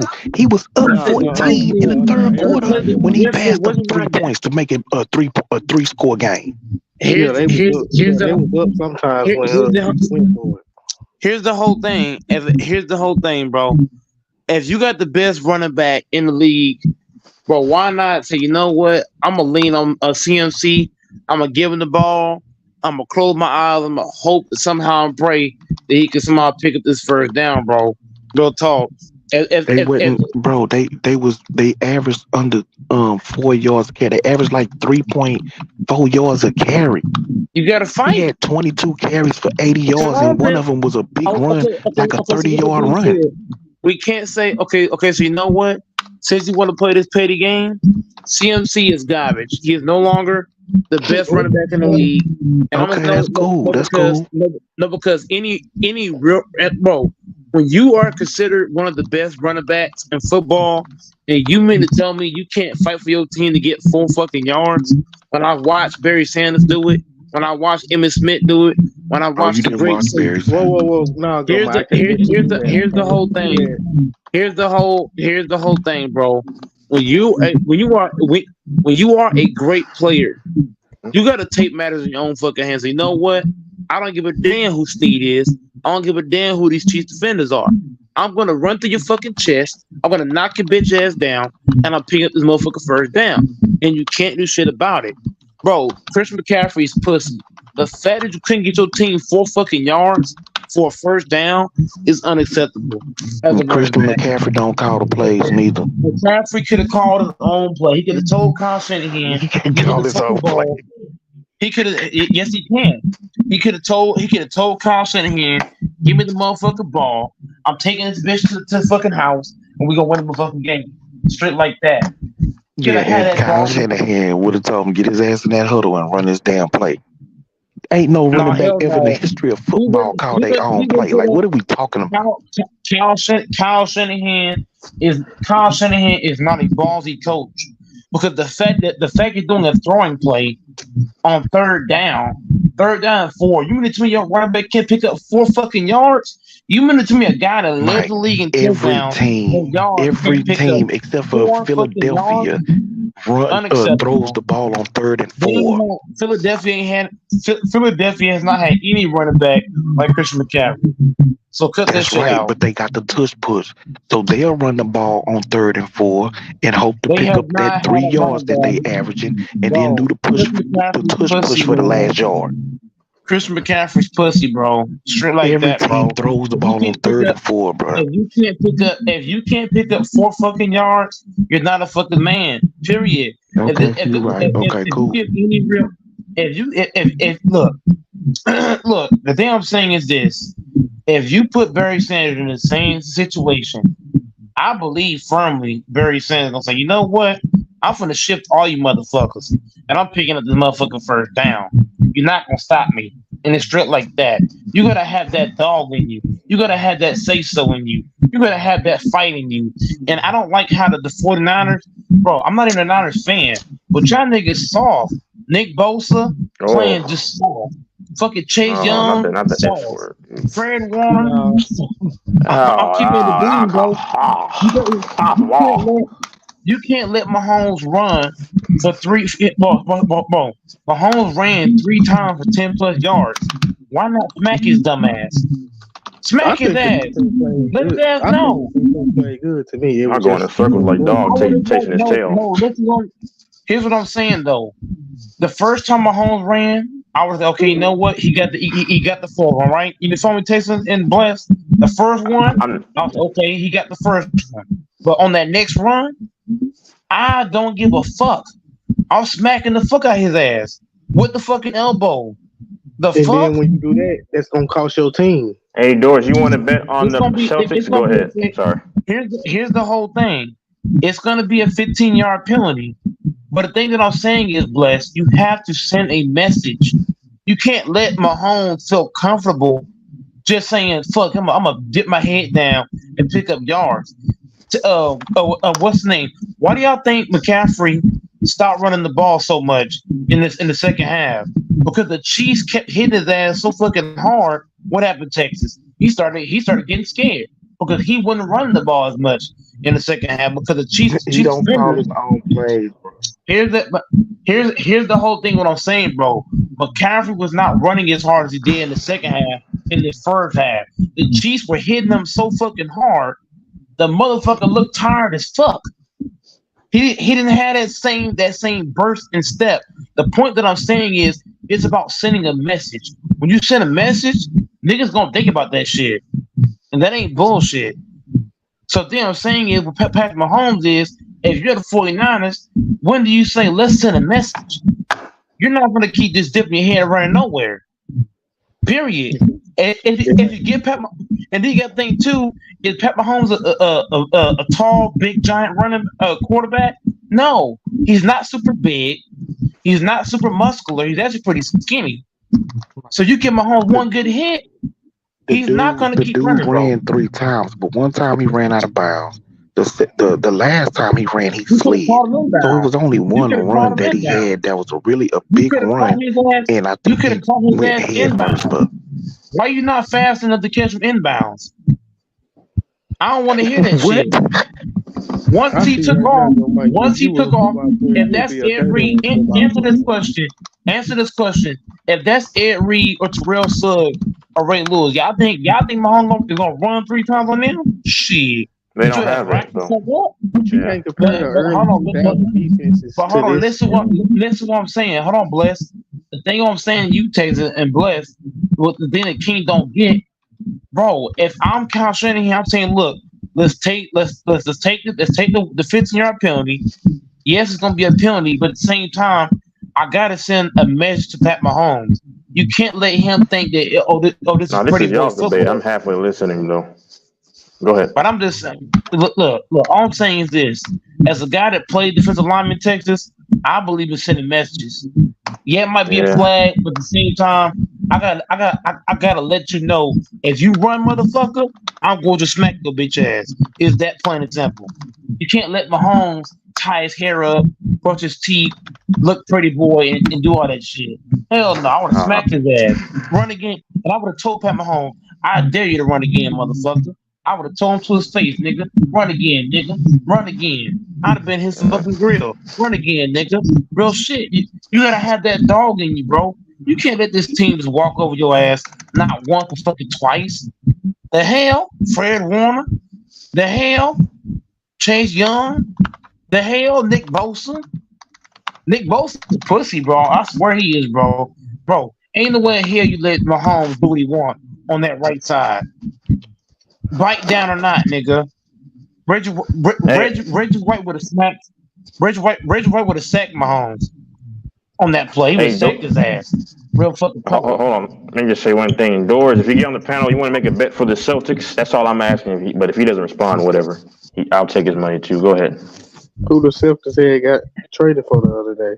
Xavier Tillman. Yeah, in the paint. But I ain't gonna cap to you, man. The 49ers are soft, bro. As a collective, offensively, defensively, they soft. I wouldn't worry about them too further, bro. It's the game's over. They lost, took the L like champions, and the Chiefs won. Is what it is. Let's move on. I don't understand the purpose of this debate anyway. The 49ers, here's the purpose of this, Texas. The 49ers are the softest team in the motherfucking league. They soft. They walkovers. They do-overs. They got no fucking heart. You playing in all these goddamn Super Bowls and you're not winning none of these bitches, bro. That's just straight soft. Soft.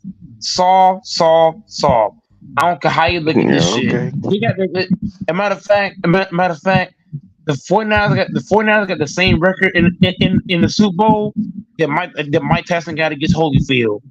Nothing but losses. So let me ask you this question right quick. So if the Niners are soft, what does that make every other team in the NFC that can't beat them?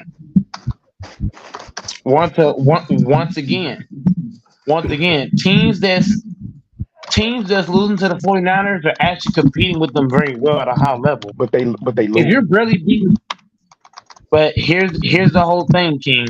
The thing that the part you're not hearing me say on, I told you this. If the Niners can barely beat the Packers, who got a bunch of rookies and guys that ain't been there, right? If the Niners can barely beat a Lions team, they got no real defense.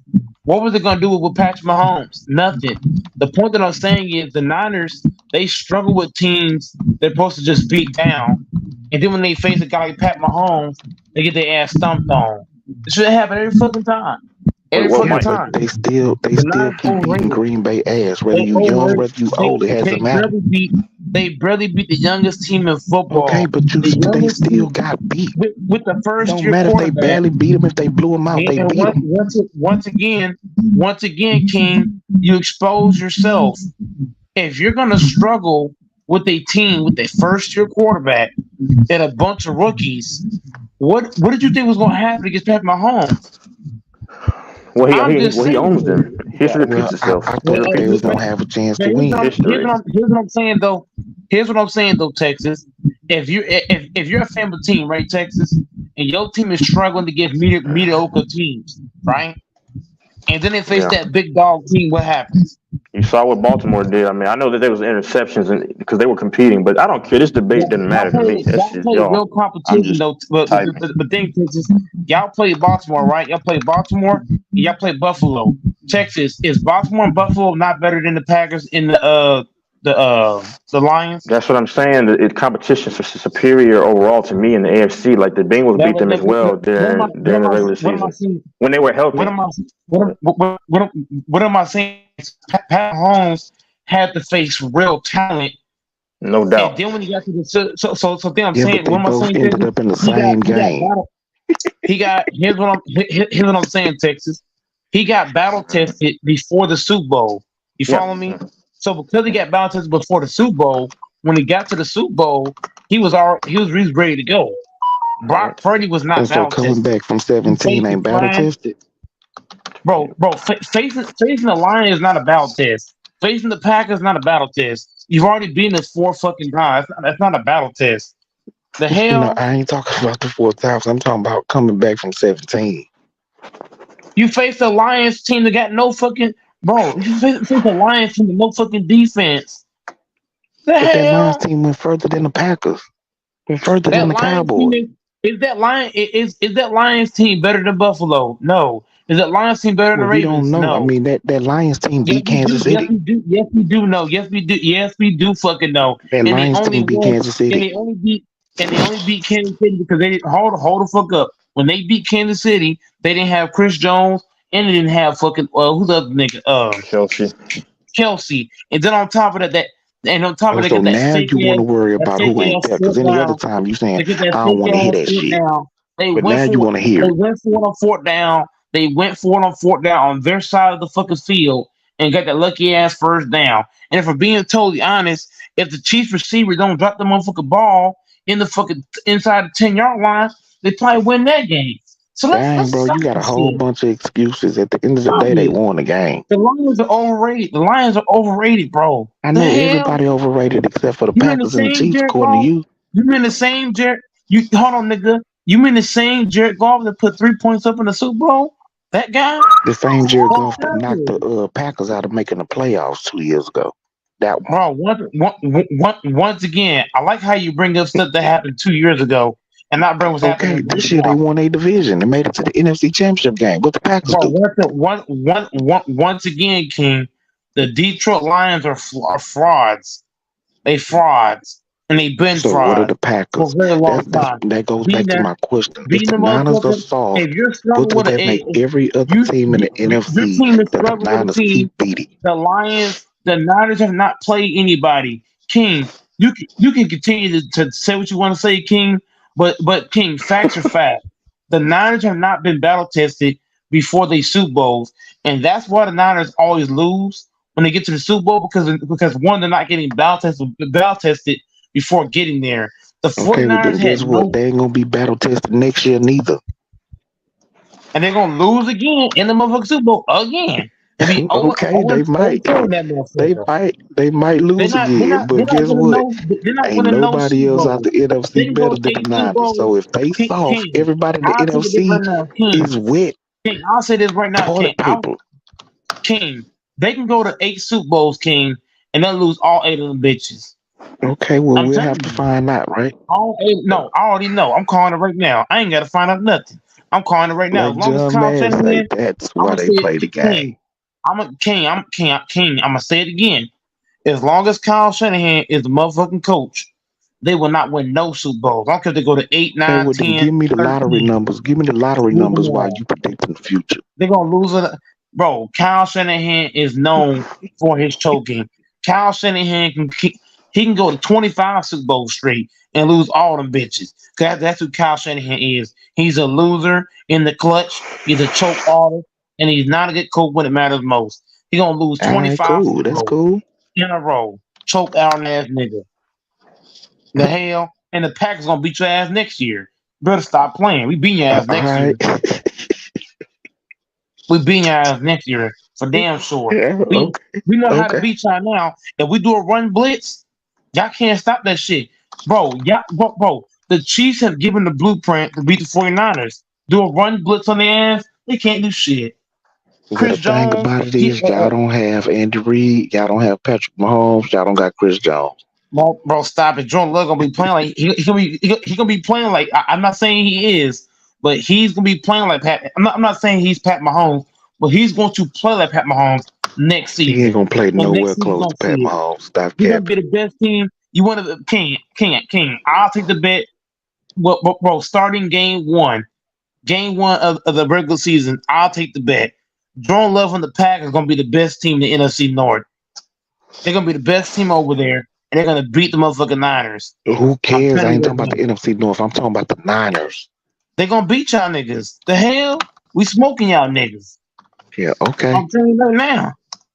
Keep that Anybody energy. freaking no fucking Dre Greenlaw, no Eric Armstead? The hell? All Anybody freaking right, no cool. Nick Bosa? Y'all niggas will get cooked next season. I'm telling y'all. And Jordan Love is big about revenge.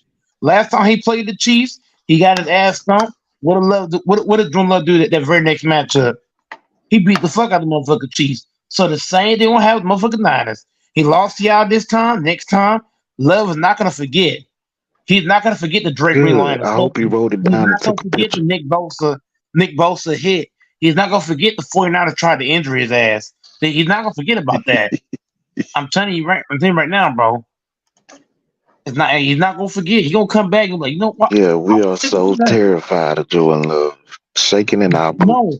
No, don't be terrified. Just get ready to pack your bags. That's all I'm saying. Don't just show up and take his ass beating. It's just that simple. The blueprint for the 49ers is do some run blitzes and disguise blitzes, and they can't do shit about it.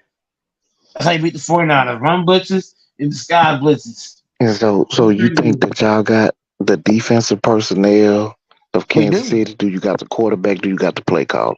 We have the. Because it's easy to say that you put out a blueprint, but if you don't got the personnel to execute the game plan, it really don't matter. We have the person. We have the personnel. We have the personnel to beat y'all. We had a personnel. The problem is that Joe Barry is a dumbass, and he doesn't know what the fuck he's doing. We fired y'all downgraded that defensive coordinator. No, he didn't. That defensive coordinator y'all got, he used to be the secondary coach in San Francisco. Him, Halfley. He is horrible. He's got coaching staff that know what they fucking doing. He got an actual coaching staff over here. We got him. He's horrible calling plays. Once again, he's gonna look way better than Joe Barry. Kyle Shanahan is gonna destroy that motherfucker. He's under Kyle Shanahan, bro. Kyle Shanahan is not, bro. Kyle Shanahan, bro. Jeff Hafley never had a defense like Green Bay. We got to put their niggas that got 5 sacks. What are you talking about? He was on San Francisco's coaching staff. San Francisco did not have as many edge defenders as Green Bay has right now, and that's fact. Oh my God, boy! That's fact. Should I go down the list? Down the list? He had D Ford, DeForest Buckner, Armstead, and Bosa. Should I go off the list? Should I run the list off for you? Don't go off the list, bro. But at the end of the day, we know Halfley. The dude is trash. He was trash in the NFL. He went to coach college. He was trash in college. He is a horrible defensive coordinator. He is not trash. He got a whole new staff from then to now. So what you're saying is bullshit. He got a whole new staff. The hell are you talking about? And he got a staff that my words. You gonna find out. You gonna find out. I was right. No, I'm not, because he actually got a staff that know what they know what they're doing. And look, as we speak, you talking bad about Jeff Hafley. As we speak, he's studying the 49ers right now. Good. He's studying all the team's game plans. He should know the 49ers, bro. He was on the staff. And he's gonna beat y'all. He's gonna beat y'all because he was on y'all staff. He knows Kyle Shanahan. He's gonna beat him. He's gonna show Kyle Shanahan that I was the reason why the defense looked good. The defense, bro. When he was on the staff, I was secondary. He was the secondary coach. Our secondary ranked 27th. The next year, it ranked 29th. The dude is trash. The dude never look up his profile. Look at what he did as a defensive coordinator in college. His defenses was trash. No, that's cat, bro. Just look it up. Do your research.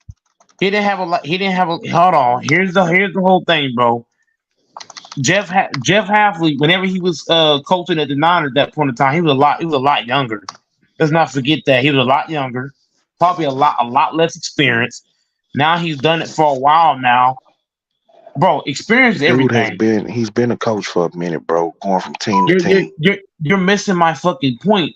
When he coached for the Niners and he coached for all the other teams you're talking about, he was a lot younger.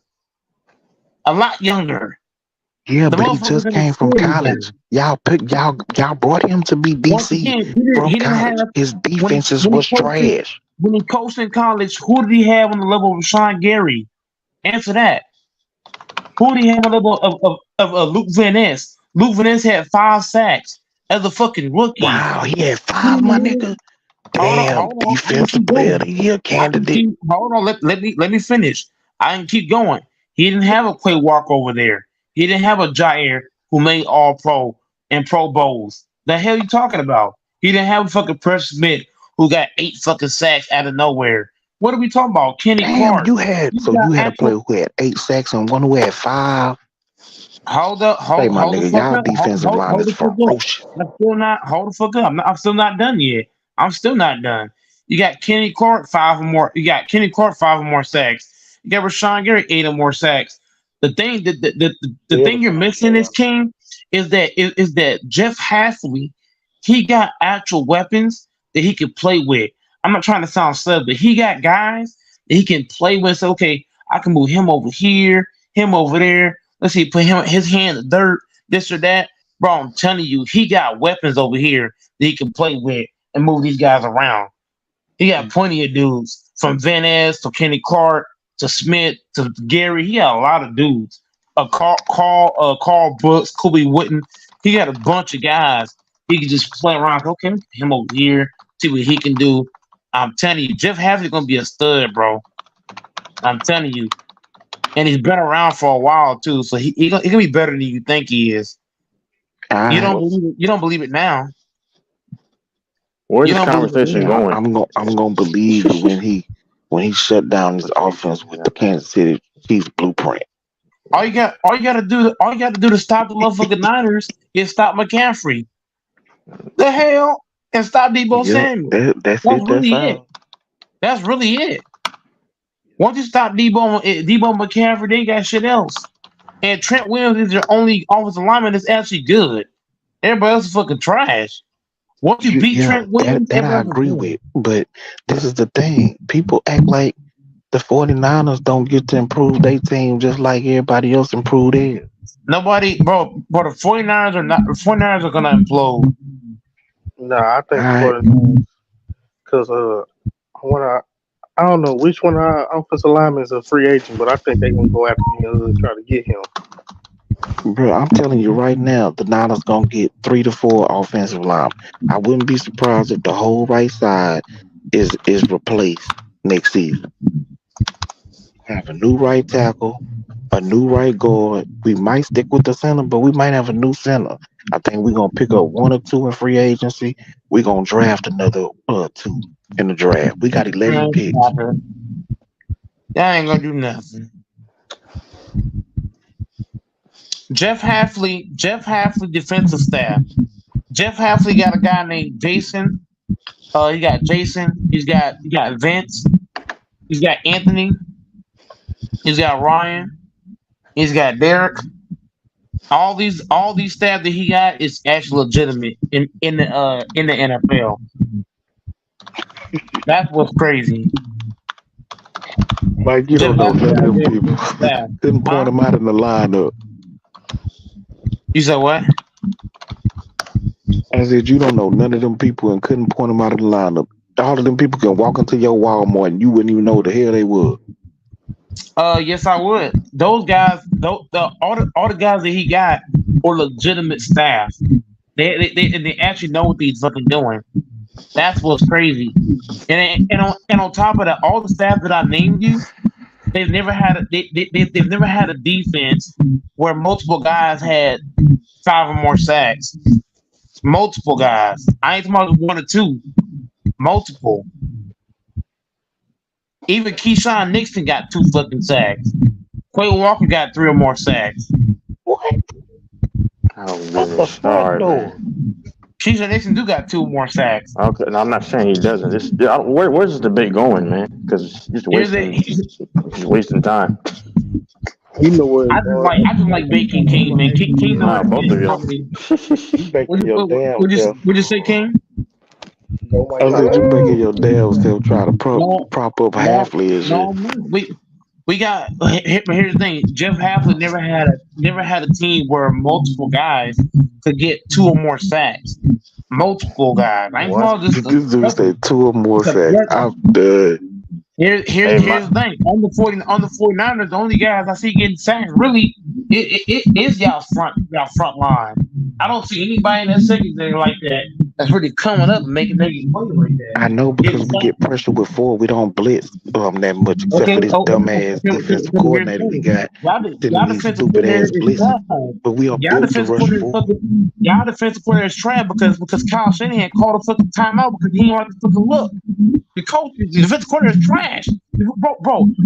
Y'all's DC. Kyle Shanahan didn't even trust him. He called a fucking timeout because he didn't like to fucking look. So how good is y'all DC? Mike, have I not said that since week 3? And y'all gonna bring his dumb ass back too. I don't know if we bringing him back or not. Y'all gonna bring his dumb ass back. Wilkes. I guarantee he better than Halfley though. As bad as he is, he better than Halfley. I'll take that bet right now. I'll take it right now. You'll take what bet? Jeff Halfley will have the Packers defense better than the motherfucking Niners. Okay, what you want to bet? I'll take betting 500.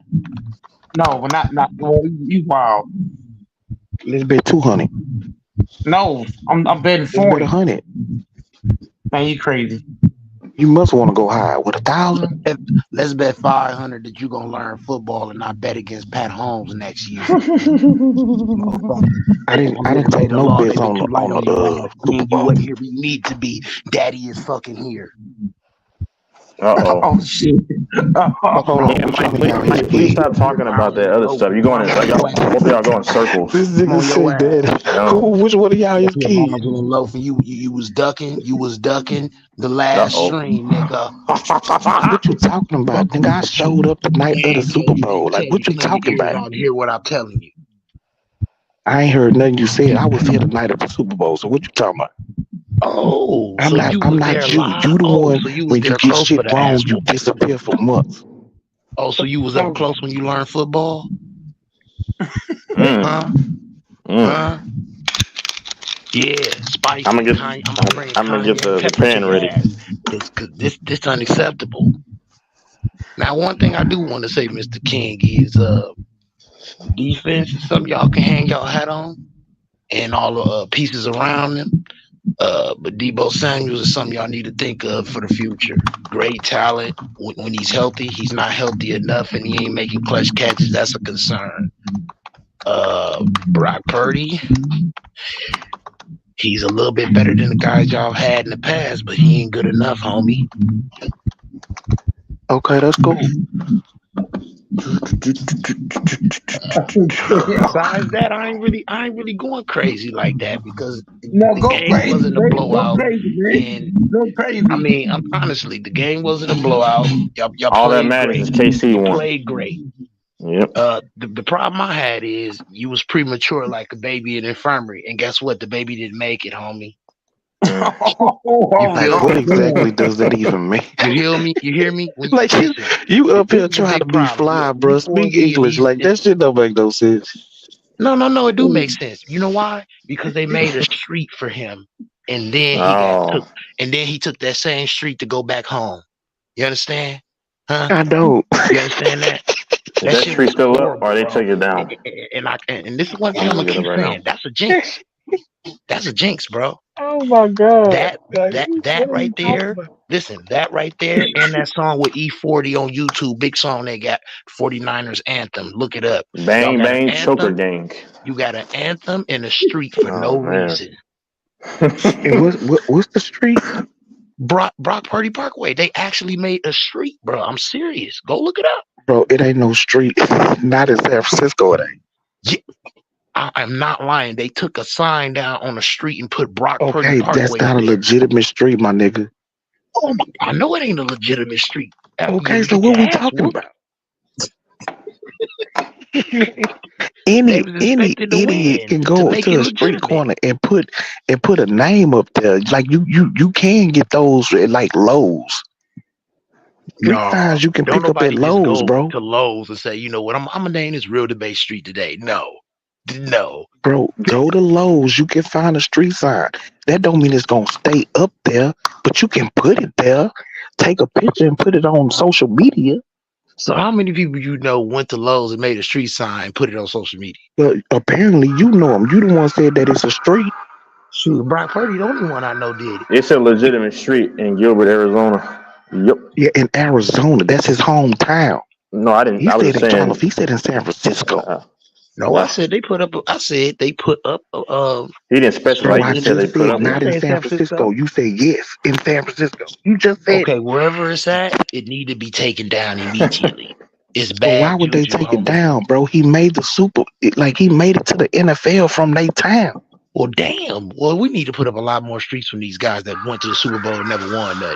We're gonna put up a Cam Newton Parkway. It ain't even about the Super Bowl, bro. The dude is from that town in Arizona. He made it to the NFL. It happens for every, like, you think it ain't a Andre Johnson Street?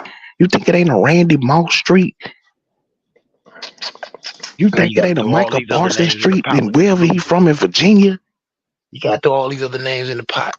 I'm just saying, bro, like, come on, man. Like, what are we talking about right now? Talking about a loser. I mean, he ain't that much of a loser. He lost the game. The biggest one. What you mean? That is a loser. So did Patrick Mahomes lost the Super Bowl, my nigga. What that mean? You got to dig in the past because you buried in dirt. But he got 3 of them. You gonna keep that dirt. Don't throw none of that on Patrick Mahomes. Like, bro, y'all want to beat y'all chest, my nigga. I said good game. Kansas City won. But why are you acting like Patrick Mahomes lost the Super Bowl too to a 60-year-old quarterback? Debo though came around the block. I'm looking to take everybody fucking chain.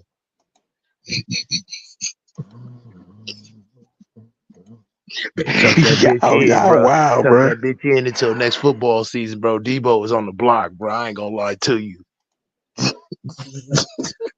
GG. But salute the king, man. I was calling you queen. I'm like, where you at, bro? You had me. Like I said, I showed up the night of the Super Bowl. They was going crazy. They was going crazy on the panel. I said, shout out to Kansas City. They won. You didn't want to come up here. And I left. It was hell. It ain't like I was going to get to have no conversation about the game. They was going crazy when I hit the panel. And Mike know that for sure because he the one let me on the panel. Honestly, King, it would have been a better look to get blown out to lose and had so many chances. That really made Brock Purdy look bad. If it was, I made him look bad. He gave the team the lead 3 different times in the fourth quarter. Bro. He gave his team the lead 3 different times in the fourth quarter. But his team gave him the ball back multiple times and he couldn't fucking drive and score. He did drive and score. He gave them the lead 3 different times. Well, not in the fourth quarter. Twice in the fourth quarter. Once in overtime. He gave his team the lead. He didn't score when he needed to, and they was dumb as hell. He didn't score when he needed to. He scored with 2 minutes left in the game in regulation. How the fuck do you call yourself a professional football player and you didn't know that you needed to score a touchdown to win the fucking game? He didn't have to score a touchdown to win the game. Yes, they did. They talked about it after the game. They was dumb. No, they didn't, because even if he would have scored a touchdown, Kansas City still got the ball back. They would have had an opportunity to match it. Whole bunch of talented ass dumb football guys. They all had C's in college and shit. Man, that shit horrible. Y'all talking about we didn't know the rules. Damn. Every time Patrick Mahomes break loose, y'all just get dumb. See, if they would have scored a touchdown, the Chiefs would have still had a chance to score. But when they like you don't know the fucking rules. When they get that field goal, that's where they fucked up at. But it wasn't enough, right? Tell them truly, it wasn't enough. It wasn't enough for 1-5. It wasn't enough for 1-5. Exactly. Yeah.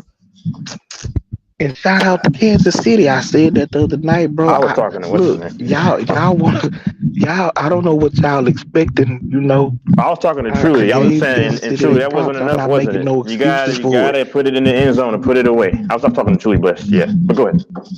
I'm sorry, I didn't even hear what you said. Why would you take him up? That's all it come down to. A real killer gonna score, nigga. Ain't no 3 points over here. Real debate. Can you hear me? Yeah, ain't no 3 points over here. Real killer gonna score, bro. I don't care what King or nobody else got. But I mean, didn't y'all set up for 3 points at the end of regulation? Man, we ain't talking about that. We talking about OT. Stop trying to move fucking goalposts. See this bullshit I'm talking about? As a matter of fact, how many field goals y'all kicked? Because you kicked 2 field goals. The score was 6-10. Then you kick 2 more field goals in the fourth quarter. Like, what you talking Hey, about? Doris, that's what I said. Yeah, the defense screwed them, but a loss is a loss. Just putting up touchdowns. It don't matter. They put up enough. That's what I'm saying. That's all that matters. Okay, shout out to y'all. Congratulations, Kansas City boys. What y'all want me to be mad? You hear me? I don't care. I'm not mad, my nigga. I'm gonna keep it. Salute to that old Whenever I see 1-5 on the field, I know what's up, man. 1-5, run for your life. Them DBs is trash. Okay. Debo Samuels is trash. Brock Purdy is trash. Okay. The defense, you're there. Okay. You're there, bro. And listen, don't you dare hop on any panel and nobody disrespect that defense. I'm gonna tell you that to your face, King. Hey, debates. When I saw 1-5, I was like, you know what? They should go ahead and call 1-15 or 9-1-1 when they see. Oh fuck. And this one thing, King. Motherfucker say 1-15. You can always hinge yourself on the defense and talk your shit. So at the end of the day, I wouldn't be embarrassed. As in the totality as a Niners fan, but right now I'm kind of embarrassed if I was a Niners fan. You know what I mean? Nah, I'm not embarrassed at all. We just didn't make enough plays.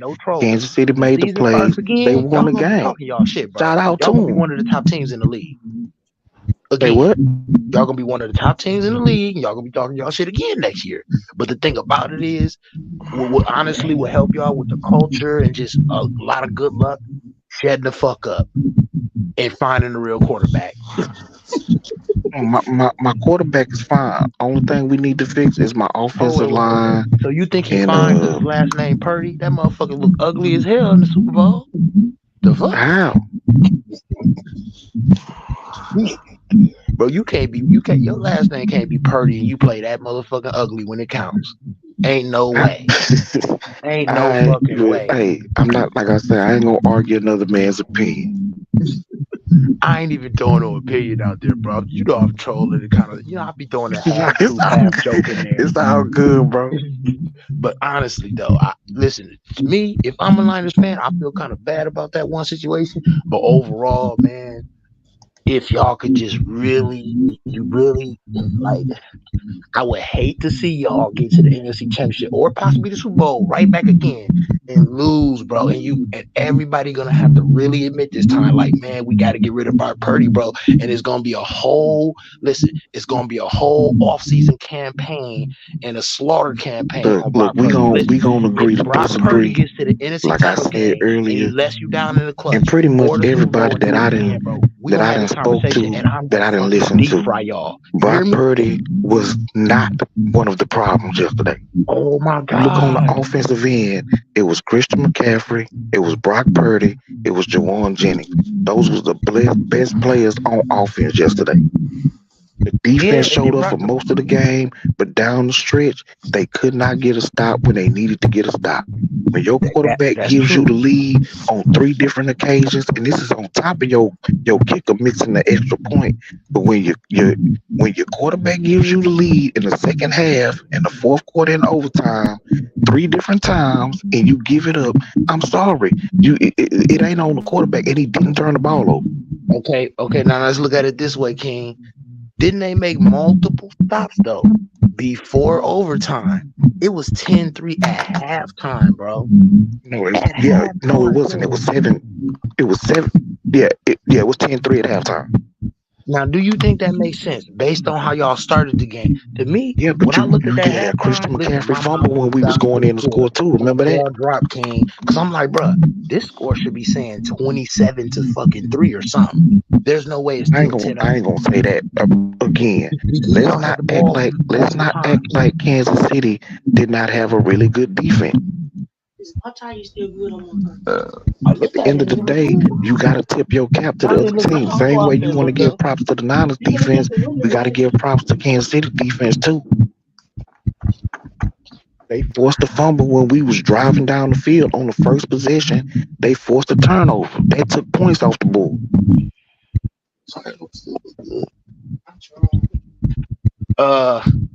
But honestly, you know, it's like one or two opportunities there. You know, you gotta. Everybody was saying it. This thing can't. It ain't just me. It's Nick Wright. It's everybody. Okay, He a Chiefs fan. Hold on, no. It's Nick Wright, Stephen A. Smith, Shannon Sharp. Everybody on every platform is saying this one thing. Universal. Ocho Cinco said that, but you know, I didn't think he had a bad game, Purdy. But I thought Stephen A. Smith and them said that Brock Purdy played well. Stephen A. Smith even said he played better than he thought he would. It was multiple people saying that. Nobody felt that Brock Purdy played bad yesterday, bro. Debates. Why don't you just say that the Chiefs are the top defense and they showed up when they had to? Because that's the story. Okay. They are, but at the same this time, argument is. I mean, listen. I don't know what y'all talking about. Everybody said this one thing, bro. Huh? You want to go see your mom when I get on? Yeah. Everybody said this one thing, bro. That in order to beat Patrick Mahomes, you can't leave him hanging around. Okay. And listen. When they didn't get that touchdown, I knew it was over. Yeah. You shouldn't have to get to the big game to learn this, bro. He done gave you 3 sample sizes. Plus, he lost to Burrow and he lost to Brady. Y'all should have been a lot more smarter, bro. Well, Purdy's not Mahomes, you didn't know bro. the rules in overtime. You didn't score. Listen, that defense was Kyle Shanahan mentioned this too. He said the defense was tired. That's the reason why he got the ball in overtime first. And he chose to get it first. Did you know that? KC's a better team, sir. Did you know that, King? Huh? Oh, yeah. You can tell the 49ers defense was tired in the fourth quarter. Okay. So that means this. They was fucking working their ass off and they got good results. But guess what? They was working their ass off and they got good results. The problem is the quarterback ain't reward them. Listen, Patrick Mahomes rewarded his defense. That's the difference between a fucking game manager and Patrick Mahomes. Case closed and walking out the fucking courtroom. Okay. This whole thing is dumb. Damn. Purdy had a quarterback rating of 89.3. You won't leave Patrick Mahomes hanging around. When you got a chance to go up multiple touchdowns, you should. Because based on history, he already comes back. Listen, he said, y'all remember he just said in post game, he was like, that's it's really like a challenge or whatever, being down. We used to being down. Bro, you talking big shit. I'm talking about Purdy got buried, nigga. Go get the tombstone. The fuck? Like you could talk that high shit and people on this panel gonna applaud you. It don't mean nothing. Mahomes doubled down. Patrick Mahomes scored a touchdown in the third quarter off of a muffed punt. That's how he got his first touchdown. It was off of a turnover. Brock Purdy responded, marched right down the goddamn field and scored a touchdown. The answer that shit, the kicker missed the extra point. We gotta stop. He then marched the team down the field and blown offensive line. We had to settle for a field goal, but he gave his defense the lead. What did they do? They let Patrick Mahomes go back down the field and answer. And then Brock Purdy again gets the ball, marches down the field, and gives his team the lead again. You could talk that goofy ass shit all you want, bro. That shit don't mean nothing. We seen the game. Pivotal plays throughout the game where Brock Purdy could have broke away and he never did for Chris Jones. Yeah, same thing with Patrick Mahomes. It was plays in the game that he missed. It was throws that he missed. He threw an interception because he missed his tight end. Every quarterback is gonna miss some throw. He can't scramble, nigga. He's an omelet, nigga. Well, I mean, he did a pretty good job against Detroit, but if he got people coming unblocked, I mean, he ain't Lamar Jackson. He ain't Michael Vick. He ain't just finna juke and outrun people. This ain't Detroit. Told y'all that. So why don't you credit the defense? The defense is better. They were just better, superior to them. Like y'all knew. As I said, they got a good defense, but again, it ain't like they did Brock Purdy like they did Lamar Jackson. Clamping shit up, no fly zone over here. He had the best game of every quarterback that they faced. Better than Josh Allen, better than Lamar Jackson, better than Tua Tagovailoa. They had Debo Samuel looking like Pookie in a car. I'm talking about as a second year player, a first time starter. First time starter had the best game of any team Kansas City faced in the playoff. Lordy. Y'all can talk that goofy shit all y'all want, man. I gave Kansas City their props. We just gonna agree to disagree on Purdy. That's all it is. Longest field goal in Super Bowl history, 57 yards. I mean, we was breaking records while breaking our foot off in your ass. That's pretty much Yeah, the but I solidification thought of the whole I thing. thought great players ain't settle for field goal. Oh, please. We had to do that in order to get on the board. You had to do shit. You could have went for it. Brady settled for three We had to do numerous that to times. get on the board because y'all was being stingy. And then when y'all motherfuckers couldn't score, we had to show y'all ass how to do that too. Yeah, thank you for the lesson. Spag made look like trash. That defense was just tired, man. They was tired of Brock Purdy being a bitch, and they was just tired in general. Had this function in debate, debates. If Kyle Shanahan don't like to play a debates, if your defense never play and your coach calls time out because he don't like and he didn't, and that's another thing. Debates, you just came on this panel and lied. Because man, this girl done beat this good ass shit. I'm ready to go to work with her. Shit. Kyle Shanahan didn't say that he got the ball first because the defense. I'm smelling that shit. She better keep that shit in her bag. Get the fuck on about this house while I eat that shit. Kyle Shanahan was scared of Patrick Mahomes all the time. He was scared, man. Scared for his life. Man, my stomach growling and shit. Your mic fucked up, Mike. Oh man.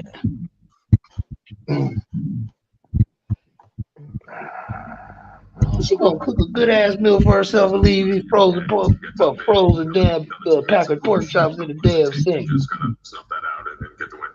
Man, this shit out of hand. Whatever.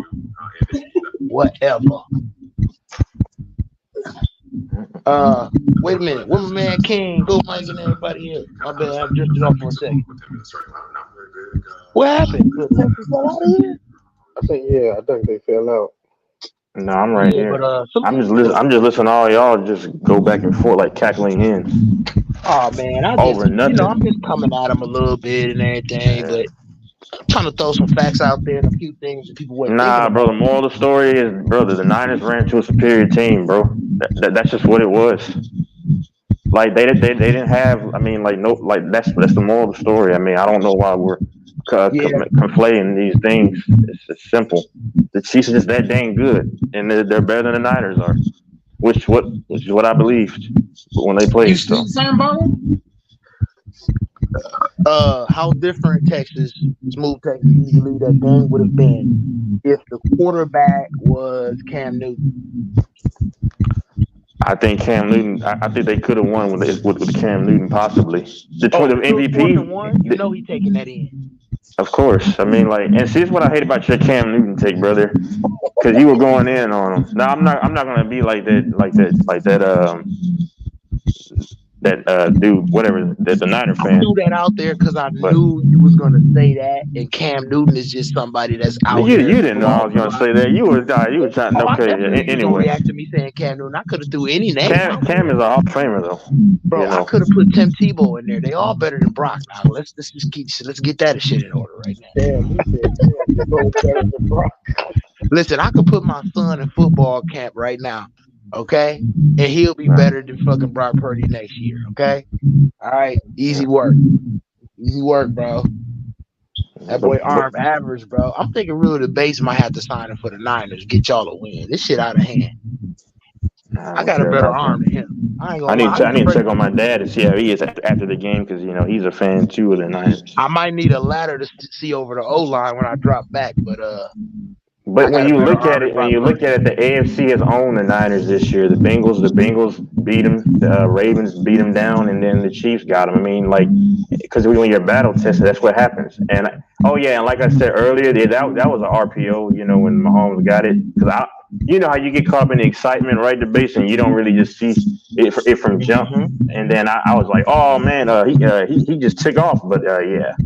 The Ravens showed that if you get a huge jump on them, they got a lot of defense, but that defense is going to tap out because Brock Purdy cannot score when you need him to. So the Ravens already showed that, bro. The formula was already there. It took a real team to beat them again in the Super Bowl. Like, they already was highly beatable. I don't know why the fuck everybody was hinging their bets on them, bro. It's still a head scratcher to me, honestly. It's a head scratcher, bro. Like, do And people see, know football? Oh, I'm I trying to was understand this. They've been struggling. They've been struggling all playoffs. So we knew the Chiefs gonna beat them. yeah, and then I was shocked at the playoffs. The Niners couldn't get their front four pressure. Because them and the Chiefs, they don't blitz they don't really blitz. The Chiefs play some of the most man with the Cowboys. They play the most man coverage. But I was surprised when the Packers are pretty physical up front. But I was surprised, man. Even that they couldn't get any pressure. Detroit, I wasn't surprised because Detroit has had like a top tier O line in the last 2 years. But No, we play his own. But shit, ain't no telling how no, they gonna play. y'all play a lot of man. I'm saying not in the game against the Packers. I'm saying y'all play a lot of man, or y'all have. Yeah, we had. But now since Dan Quinn gone, I don't know how we gonna play. Oh yeah, that's probably Mike's feedback. AC. I mean, he keeps. No, it ain't. I don't know whose feedback it is, but yeah, that was. I didn't understand.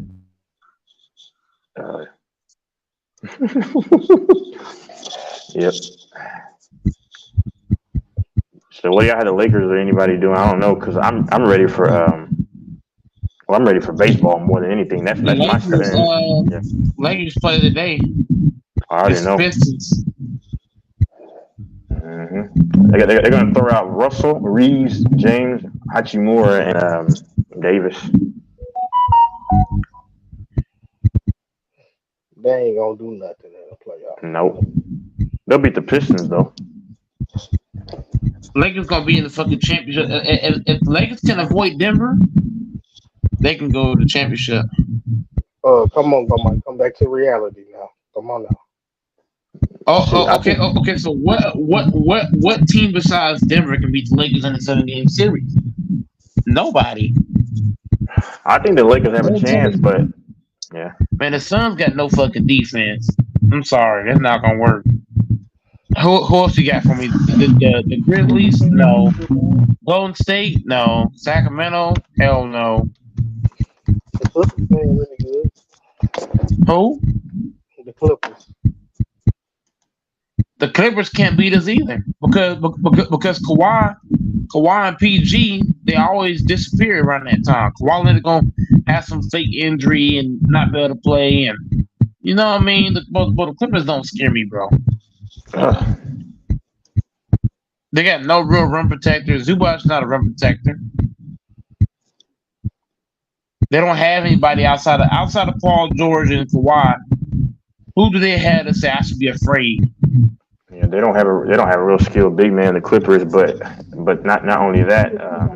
And their bench is shaky as fuck. I don't know a defender, but they don't even because they don't. What is he saying?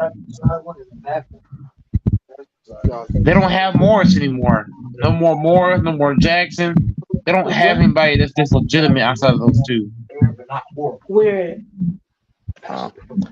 I said the man. Yeah, but like the Clippers, they don't have a real requisite defender in the paint. They don't need to have a guy that can score a ton of points. Obviously, because you have guys around you that can do that. But that's what's going to hurt him is the paint. And Kawhi Leonard is a bitch. He said after the game, they're a really good team. Oh, we knew that. Nigga, step the fuck up. They wasn't supposed to win. Fuck is wrong with you? You're supposed to be Son and Edwards, homie. Like, what we doing? Clap the fucker up. They going off, clap that bitch up. You can clap up LBJ. They say LBJ scared of you. You got elite defense. Say you the best player in the league when healthy and all this other shit. Well, damn, man, you must have been the walking dead half your career, nigga. When is you healthy? Golly. I mean, and I'm supposed to be afraid of that guy. Man, come on.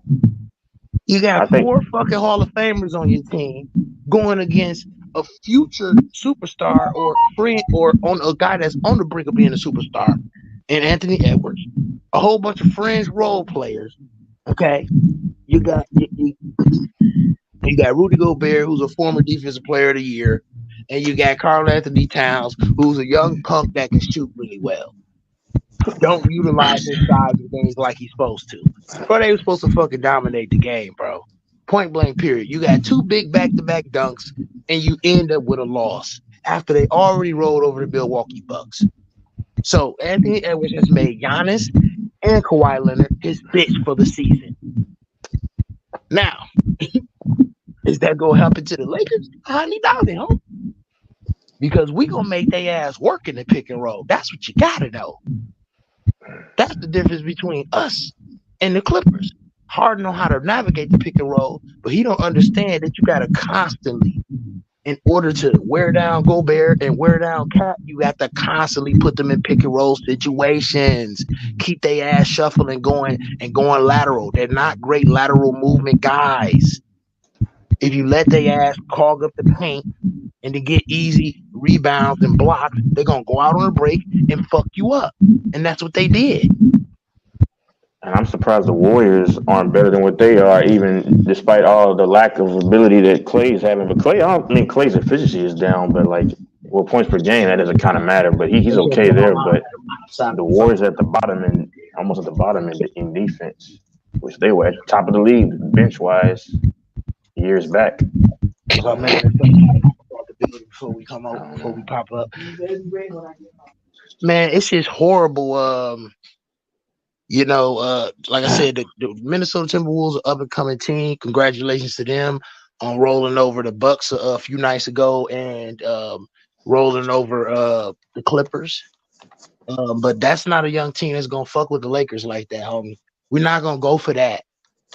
But you can get the Lakers problems if you force them to have to. Like I say, you go to that 3-2 zone and you force them to have to take perimeter shots. They got to prove they can hit those shots. Right, but at the same time, now we're gonna make you work though sometimes because, like I said, you got to make choices in the pick and roll with AD and LeBron, and D'Lo can hit perimeter shots. So, like I said, we got D'Lo and we got Spencer Dinwiddie. Who, listen, if he don't come in on no bullshit and he come in hitting shots, and him and D'Lo got chemistry, you're gonna have to respect that from the perimeter. And listen, soon as Towns or Gobert creeps up past that foul line, get out that key, LBJ or AD gonna get in that fucking paint. That's the what you gotta know. The Lakers are amongst the top 7 from the field, but the 3-point ball. They top 3 in the last 3 years.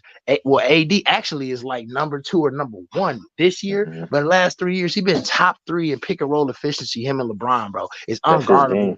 You gotta make it. You gotta make that choice, bro. Pick your poison with them shooters. If them shooters is hitting and AD and LeBron has got that pick and roll going, they're gonna make Towns have to step up or Gobert step up. You coming out that fucking paint. You coming out that paint, homie. But if any team's smart, you're gonna just put the zone in, and then now if they're hitting, then you're right. If you're hitting, yeah. If it works, because if D'Lo is busting your ass from downtown, you gonna have to come up out that paint because the lane's gonna open up, bro. That's what I'm saying. So like, I agree with you that they could put the 3-2 zone on anybody, and if you're not hitting perimeter shots, they're gonna get the rebounds and blocks, come out on a break, fuck you up. They've been doing that all year. They really done. They utilize that style, which I already knew it and I seen it. I know this sounds funny to y'all, but like a lot of times when these trades happen, right? Yeah, bro, I swear, when I play 2K, I see what the team's gonna be. Like when I played with the Timberwolves, I'm like, man, this defense is out of hand. This defense is out of hand, bro. I could sit in the paint with Gobert, sit in the paint with Towns, and then just, play safety with Jaden McDaniels or freaking Gobert. Easy work, bro. And they just I don't like the. I think Russell, because I think D'Angelo Russell's pretty solid though, man. I mean, because people give him a lot of flack. I know he's a defensive liability. He's always with the plus or minuses, but he's averaging 17 and a half, but he's shooting almost 43 from the 3-point line. And I mean, I think he's a guy that can exploit zones, but if he's not hitting any, that's why I don't get the D'Angelo Russell hate. I mean, I understand defense, but I don't get it. He's still a relatively he's a respectable assist man with 6 a game, so I don't know. I would actually start D'Angelo Russell and wait, hold on. What's their lineup? Shoot, right now, D'Angelo Russell, LeBron James. Yeah, that's what it should be. Who's that?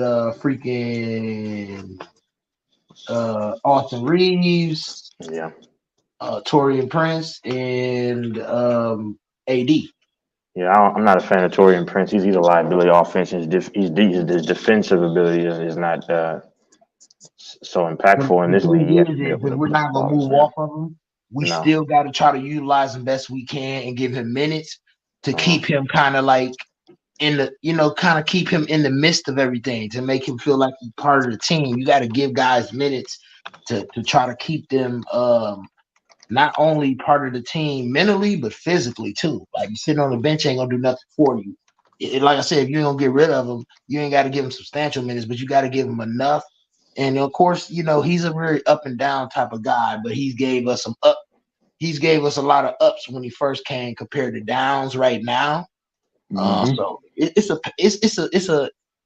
a roller coaster ride with most role players. You have your ups, you have your downs, and him he can be very streaky. But when he's hitting shots, man, he could be a great rebounder and hit shots too. Yeah.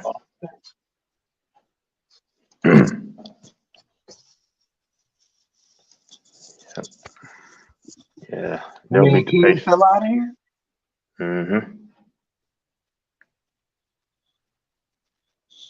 Oh, man. But yeah, salute the king, man. I had to come in here, man. Y'all's being a little too soft on him, man. I don't really care about his opinion, so and that's pretty ubiquitous. So you trying to throw out all them random things to make an excuse for what I was saying? You was kind of drawn in a little bit there. I'm like, you know what? My standpoint is the Chiefs were a superior team. That's what I thought, and that's what was expressed on the field. I mean, and then Pacheco, you want to go fumbles. Pacheco fumbled the ball in the red zone when that could have been an easy. They could have had 32 points. I think possibly 35. Yeah, both teams left some touchdowns off the board. Yep. But I just really feel like that was a game that the Niners had in their hand, and they just time and time again just said, you know what? Look, 10 points good enough. Here you go. 10 points good enough. Here you go. 10 points. But Mahomes came back from 10 points in the post. Well, what was that last year, and then even when they last played, when they were down 20-10 in the last championship game. So it's horrible. I was just so shocked that they couldn't apply just honest 4-man pressure because they pride themselves on doing that. And I thought, I mean, Chris Jones, he didn't get any sacks, but he got decent success rate, and he did apply pressure. He applied pressure. Plays. He altered Brock Purdy in the overtime and in the fourth quarter. 2 pivotal downs. He did that. So like I said, Brock Purdy, I knew he was gonna do that. I told you that though. If he didn't get a sack, he was gonna do something, man. He just good at saving enough energy in it. Just like him. Listen, I swear to God, bro.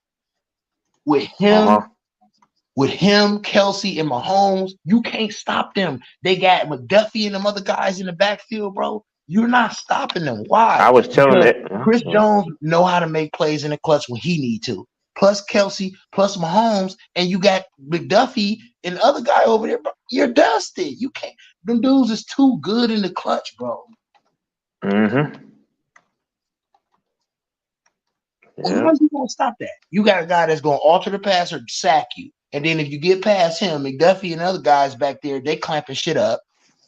And then if you manage to score, then you got to still keep scoring because Patrick Mahomes definitely coming down. We talk about 3 minutes or less, he the best. 3 minutes or less, he the best. I'm finna start saying that, make it a fucking catchphrase. Because I forgot what the receiver ran. I don't know if it was. I forgot it was deep in the end zone, the back of the end zone. I don't know if it was just the go route or whatever. I forgot what it was. I forgot. But Chris Jones was still able to get enough pressure to kind of put that throw off line because that would have been an easy touchdown. I forgot, was it Ayuk or was it Jennings? I forgot who it was too. But I think it might have been Ayuk. Yeah, I believe you're right. And McDuffie was he? I think he might have been the one in coverage. Yep, he was Somebody like Snead. It was one of those. Yep. Snead and McDuffie just too fucking good. I was telling y'all like halfway through the year, I think this is the best defense in the league because I mean, like I mentioned, the best cornerback only allowed 1 TD in 21 games. Make that make sense, or maybe 2. Yeah, 1. And then you have your number 2 in points allowed and top 5 in pressures, and number two in points per game and sacks. So and see the thing is too, yeah, when you have that kind of backfield with corners and safeties, even if you don't have an elite defensive line, they can muster up enough strength at key points of the game to alter the pass or get sacks or fumbles. Why? Because we know that if we don't get the initial pressure we need to, these guys back here got us. Every other team don't have that assurance, Texas. They don't. So it gave the defense enough inspiration, enough confidence to make plays when they needed to, because McDuffie and Snead was clamping shit up all fucking game, bro. Like what? The only really miscue that McDuffie had was when he wrapped around what's his name's waist, Jawan James. It was a penalty, but then the Chiefs, when we watch it back, they were really sending a lot of extra pressure. But that's why I say Purdy made the right decisions. Yeah, I mean, like I said, I said he had pivotal times. He had multiple times where I think he should have scored where he didn't. But I didn't say his performance was horrible. I just said he's ass because he should have understood the assignment as far as you got to be up multiple touchdowns to even having a chance. You can't be up by 6 points or 3 points and he's hanging around and you think he gonna just keep hanging around and they ain't gonna score, bro. That's asinine. That's a stupid way to think, bro. It is. So yeah, Kyle Shanahan, yes, he do play a part in this, but at the end of the day, I'm not gonna sit here and blame coaches a lot in this new era when it comes to basketball and football, because these stars are highly talented and they're really smart. So either you gonna fucking get your own shot off in basketball and do what you need to do and play make, or you're gonna audible and say fuck what the coach is saying. You know what I mean? So the coach say kick, we going for 3. I'm saying fuck that. We going for it, bro. I need to stick a dagger in this guy. I don't want him hanging around. I don't want him living.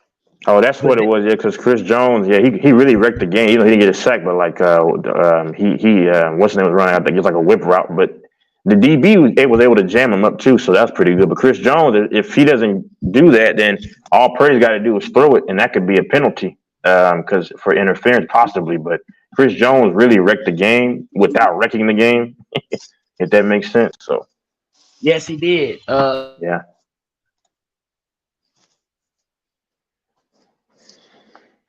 It seemed like you seen him this close to getting a sack, close to getting a strip sack, close to getting a fumble. He was just close. He was just approaching. I knew he was going to break through when they stopped him to get to overtime. I said, yeah, he definitely finna make a play in OT.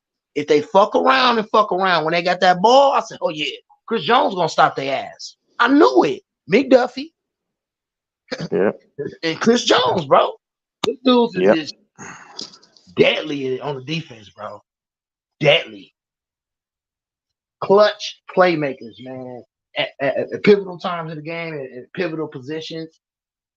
Credit to the Chiefs, Spags, and Andy Reid. Great season. Same what I predicted, and we're gonna try to run this back. Hoping that all the other teams do what they need to do, load up, get healthy. Because we got a whole lot more for you, bad boy. Got a whole lot of more. What Clever Clang say? I got a whole lot of more. All I know is pain, bad boy. That's all I know. It's a whole lot of pain we got for the league, man. This team is gonna get better offensively and be just as good defensively. Oh, they're going to be back in the Super Bowl barring injury. It's just logical, Texas. It's not me getting hyped because they just won. It's just logical based on how many guys is coming back on the defensive side too. Come on, bro. Rice is going to get better. You know what I mean? Like what we saying? Kelsey and Mahomes, they're there. Spags there. Reed there. Like what y'all saying? Y'all think we ain't going to make it back barring injury? It's going to be 3 in a fucking row. Hello. So if you said it ain't a dynasty now, you're going to have to say it's a dynasty later, baby. Give it 300. It's already a dynasty. Give it about 363 days, right? Because we about 2 days off from the Super Bowl, right? So 363 days from now, They're gonna be saying, "Oh, it's definitely a dynasty. 3 in a row. It's You already a cannot deny dynasty. it." It's Yeah, but I'm already a just saying, dynasty. it's still people saying, "Oh, it's kind of not a dynasty." They still want to try to say, It "Well, doesn't matter Tom what and they say. they The just history, want to, bro. the books are going to They say it's a, see, yeah. the same problem they have with Patrick Mahomes, the same problem they have with LeBron, kind of, because it's a guy that had Patrick Mahomes didn't have all of this stuff like he on Slam magazine and all that, but like soon as his talent got recognized, it's like boom. Okay, you shown that you could be one of the best in the league, if not the best. Now this is standard. You got to stay. You got to keep yourself right there, and he has. Outside of Joe Burrow and Tom Brady, he has kept that standard at greatness. And even in those games, it was still greatness because the O-line failed him, or it was bullshit offsides from D Ford and bullshit like that. You know what I mean, Texas? So, but outside of that, when you put that shit in his hands, bro, he showed you greatness and he showed you clutchness. And that's the consistency of that has been neglected, ignored, and disrespected. And I just really think he's gonna put on an offensive show along with the defense this season to really fuck some shit up and really make people think about him being the best, because you had Lamar Jackson and you had a lot of shit this year. And we was losing and stuff, and receivers dropping balls. So he wasn't MVP this year. I think he's gonna be MVP next year. And I definitely think this offense is gonna be way better, bro. This is gonna be a year like, okay, look, the defense carried me last year. The defense still gonna carry us this year. But I'm finna fuck y'all up and show y'all I'm the MVP and what's up this year. They gonna fuck some shit up this year. Mahomes is only neglected. He's only neglected if depending on what your motive is, because if you are a Tom Brady fan, or you just don't, or you just or he's beating your team so many times, that's the only reason why you not like Mahomes, because he's 15-3 in the playoffs. I mean, 33,000 plus yards, I believe. So, and he's on pace to get Brady's record. I said on pace now, on pace. I think he will place like 42. I mean, all the records he can get. Texas, honestly, and I'm gonna be the first one to say this, I'm more excited for next year than I am for even the Super Bowl. I'm serious, because I believe the next season is gonna be one of the best offensive seasons ever, and we have a possibility, if this defense is like this and you add to the offense, I'm serious, it is a slim but still a possibility of going undefeated.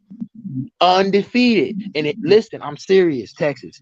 If he does what I predict he will, you gotta say he to go, because Tom did it and he didn't finish. You hear me, Texas? Remember what I said. Real Debate said this first. If he goes undefeated for a season and gets a Super Bowl, y'all gotta say he to go, bro. But that's a lot to ask, and I mean, I know that, but listen, it's possible. Yeah. It's possible. See, you're going crazy with your fandom. I mean, see, if he three-peats, even if he three-peats, I mean, you're gonna have people that's going to detract. That are going to say, "Oh, he's not that guy." Detracting people is going to say, "Oh, he's still not to go." Now, if he goes three-peat, for me at least, if he three-peats and wins another one next year, that conversation really gets juicy. But hold on, three-peat and be undefeated. How about that? That doesn't matter. That doesn't matter. Oh, yes, it does. I mean, it will matter if he does it. But what I'm saying, that's just not pragmatic. But see, it's logical, Texas. Why? Because how many losses we had this year? 6? Okay, now at least 4 of those you could take off the board. Yeah, the Lions, that one they snuck it up the 8 gap for a fake punt, and then of course guys didn't know how to catch, so that one can be off. We ain't have a man Hugh more than half the season. And he was suspended. You didn't have Kelsey. You didn't have what's his name too, Chris Jones that game. So if you should have beat the Eagles. You should have beat the Packers. Right. If you have all these requisite pieces healthy and have all a continuity from the beginning of the season, bro, we're not losing. I'm dead serious. I am dead serious. No fandom because we just won or nothing. I'm looking at the roster that's coming back, and if we healthy, adding on to it. We got the defense to stop people too, though. That's the defense. And then you're going to add more scoring. I honestly believe he has a legit chance of going undefeated and just sealing this shit off. Because listen, that's something that Tom Brady did and he failed at. And I believe, listen, it's gonna come a time again. A quarterback is gonna go undefeated and win the fucking Super Bowl. In this offensive era with enough defense, you could muster up an undefeated season. Tom Brady is not gonna be the only fucking one to do it. Remember, Real Debate said this shit. I mean, no. The Dolphins go undefeated. Yeah, but they didn't win the Super Bowl. Okay, yeah. You said you win the Super Bowl. I mean, yeah. I mean, to me, even if he does that, like if you say, which is highly improbable, but if he does that, I mean, ooh, man, it'll be hard for me to say he's not the GOAT if he goes undefeated and wins it all and off of a three-peat. Now, I only say it's hard for me to say yes or no because he still has to. I think if Mahomes gets 5, there's a slight case, but there's 6 definitely, and then 7. If he gets 7, the only conversation we're going to be having is, Brady beat him head to head, but that's when he was dilapidated and he went 1 yards. A lot of those were yak yards down the seam to people like Gronk and AB went off, and then you had an elite defense. So that's a legit conversation. Who's the GOAT, especially if he wins 6 or 7. But if he wins 7, of course, people are going to say, but he beat him. But if he wins 8, then there's no. You can't say that because at the end of the day, his number's going to be way too far past. The only thing you're going to be and see, that's what I think you can use. That's the argument I think Mahomes fans can be able to use against that Brady thing is if he can. Because he's on pace to beat Brady's all his records. Brady, you already know all the records. His numbers is just gonna be. Listen, it's no question that his numbers gonna be better than Brady and Manning when it's all said and done. It's just a question of how many regular season MVPs, titles, and Super Bowl MVPs he's gonna get. That's the question we have. I think Mahomes will get 6 whether he's gonna MVPs. Be statistically better than these guys, bro. He's gonna fuck them up. He's going to be the greatest statistical quarterback in the history of the game when he's done. Nobody might not even be able to catch his numbers. Dead serious. Oh, I don't think anybody catch it because he can probably get roughly to 100,000. I just don't see it happening. Somebody. No. I'm saying somebody catching that if Mahomes gets it. Yeah. Wherever he lands, as far as yardage and touchdowns, I don't think nobody's going to catch it. I'm dead serious. I don't think nobody gonna catch him. I don't know what the number gonna be, but it's gonna be a number nobody gonna be able to fuck with. Like I said, he's gonna do some shit like LeBron, bro. He's gonna be breaking records and doing shit and having people pissed off because you looked at one guy as the GOAT for so long. You know what I mean, Texas? So you start coming out of left field and right field with all these excuses as to why he's still the GOAT, knowing that this guy, the new guy, is building a great case, and you don't want to admit it, and you stick to your stomach that you have to acknowledge that somebody else is greater than the guy that you held to. He's still great. But that don't mean that somebody else can't come along and be greater. And that time has come. Like I said, the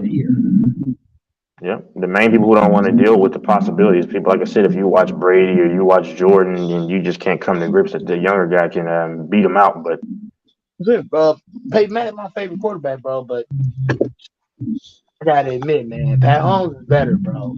I think because the way he can break that pocket, man, that's the difference. Really, I mean, you know what I mean? Like these guys, like in their prime, like I don't think it's a throw, like like them different angle off platform throws. I think he's definitely greater than anybody in the history of the game outside of Rodgers with that style. But we talking about just straight dropping back and it's a clean pocket. Manning and Brady can make every throw that Mahomes can make in their prime. They can make big ones, they can make small ones, mediums, whatever you want. And that's why Andy Reid is genius. But when the play breaks down, and you need to run or either get loose in the pocket to get enough time to still throw it.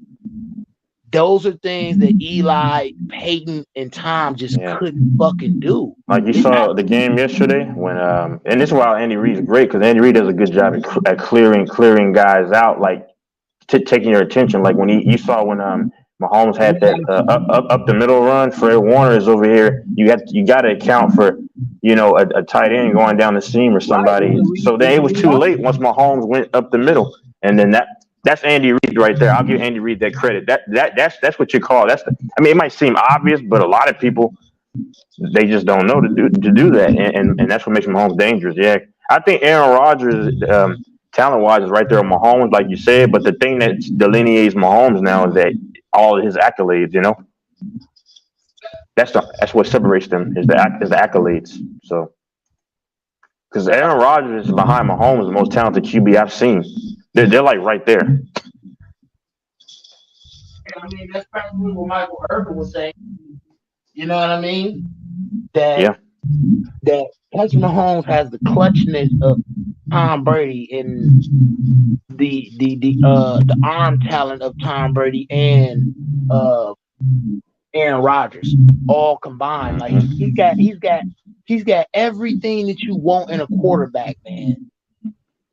Like if it was like something really great you seen in a quarterback, you was like, damn, I wish I could just take all these different things from these different quarterbacks and put it in one guy, man. It's Patrick Mahomes. What does he? He does everything you want him to do and more, bro. I mean, he is incredible. He's incredible. He is incredible. That's why I never panic when Mahomes is trying to ad lib and elongate the play because it's natural to him. After the game, never a doubt. From the beginning of the year, it was never a doubt that they was gonna make it again. And you know what's funny too?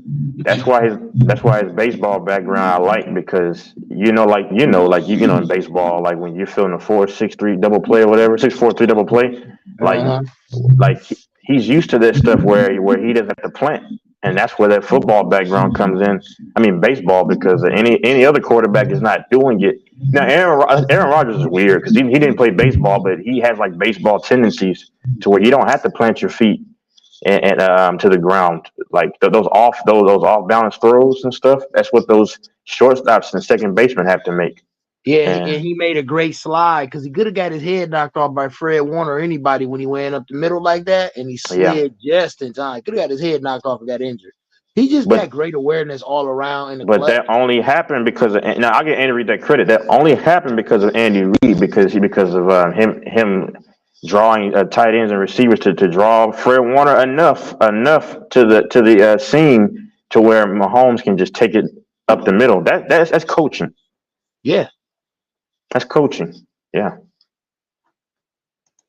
That's why I give Andy Reid his credit. And go ahead. I'm sorry. So how long do you think that Shanahan gonna be able to keep up having great teams every year, NFC title game and Super Bowl before they be like, you know what, we might have to I believe eventually they're gonna break. If they keep doing this shit, it's too much of a letdown.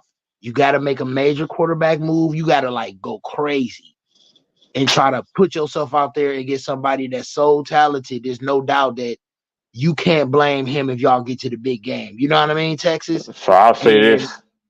If it were me, I would give him one more season. If, like you said, this scenario plays out where they get close to like NFC Championship or the Super Bowl, and then like something crazy happens, because like when they lost to the Rams, right, a few years ago in the playoff game, that I don't really give him much of the blame. Jaworski, whatever his name, Tart, just dropped the ball. But if this happens again, like you said, like the next time or like next year, then yeah, I don't know. I'd probably consider my options because you don't get these opportunities often. You know what I'm saying? And then it's human nature to get a little antsy and then say, well, man, these things don't come around that often anymore. So and you can't keep on saying, well, Kyle Shanahan's a great offensive mind. Look at this offense. It's not scoring enough points when they need to.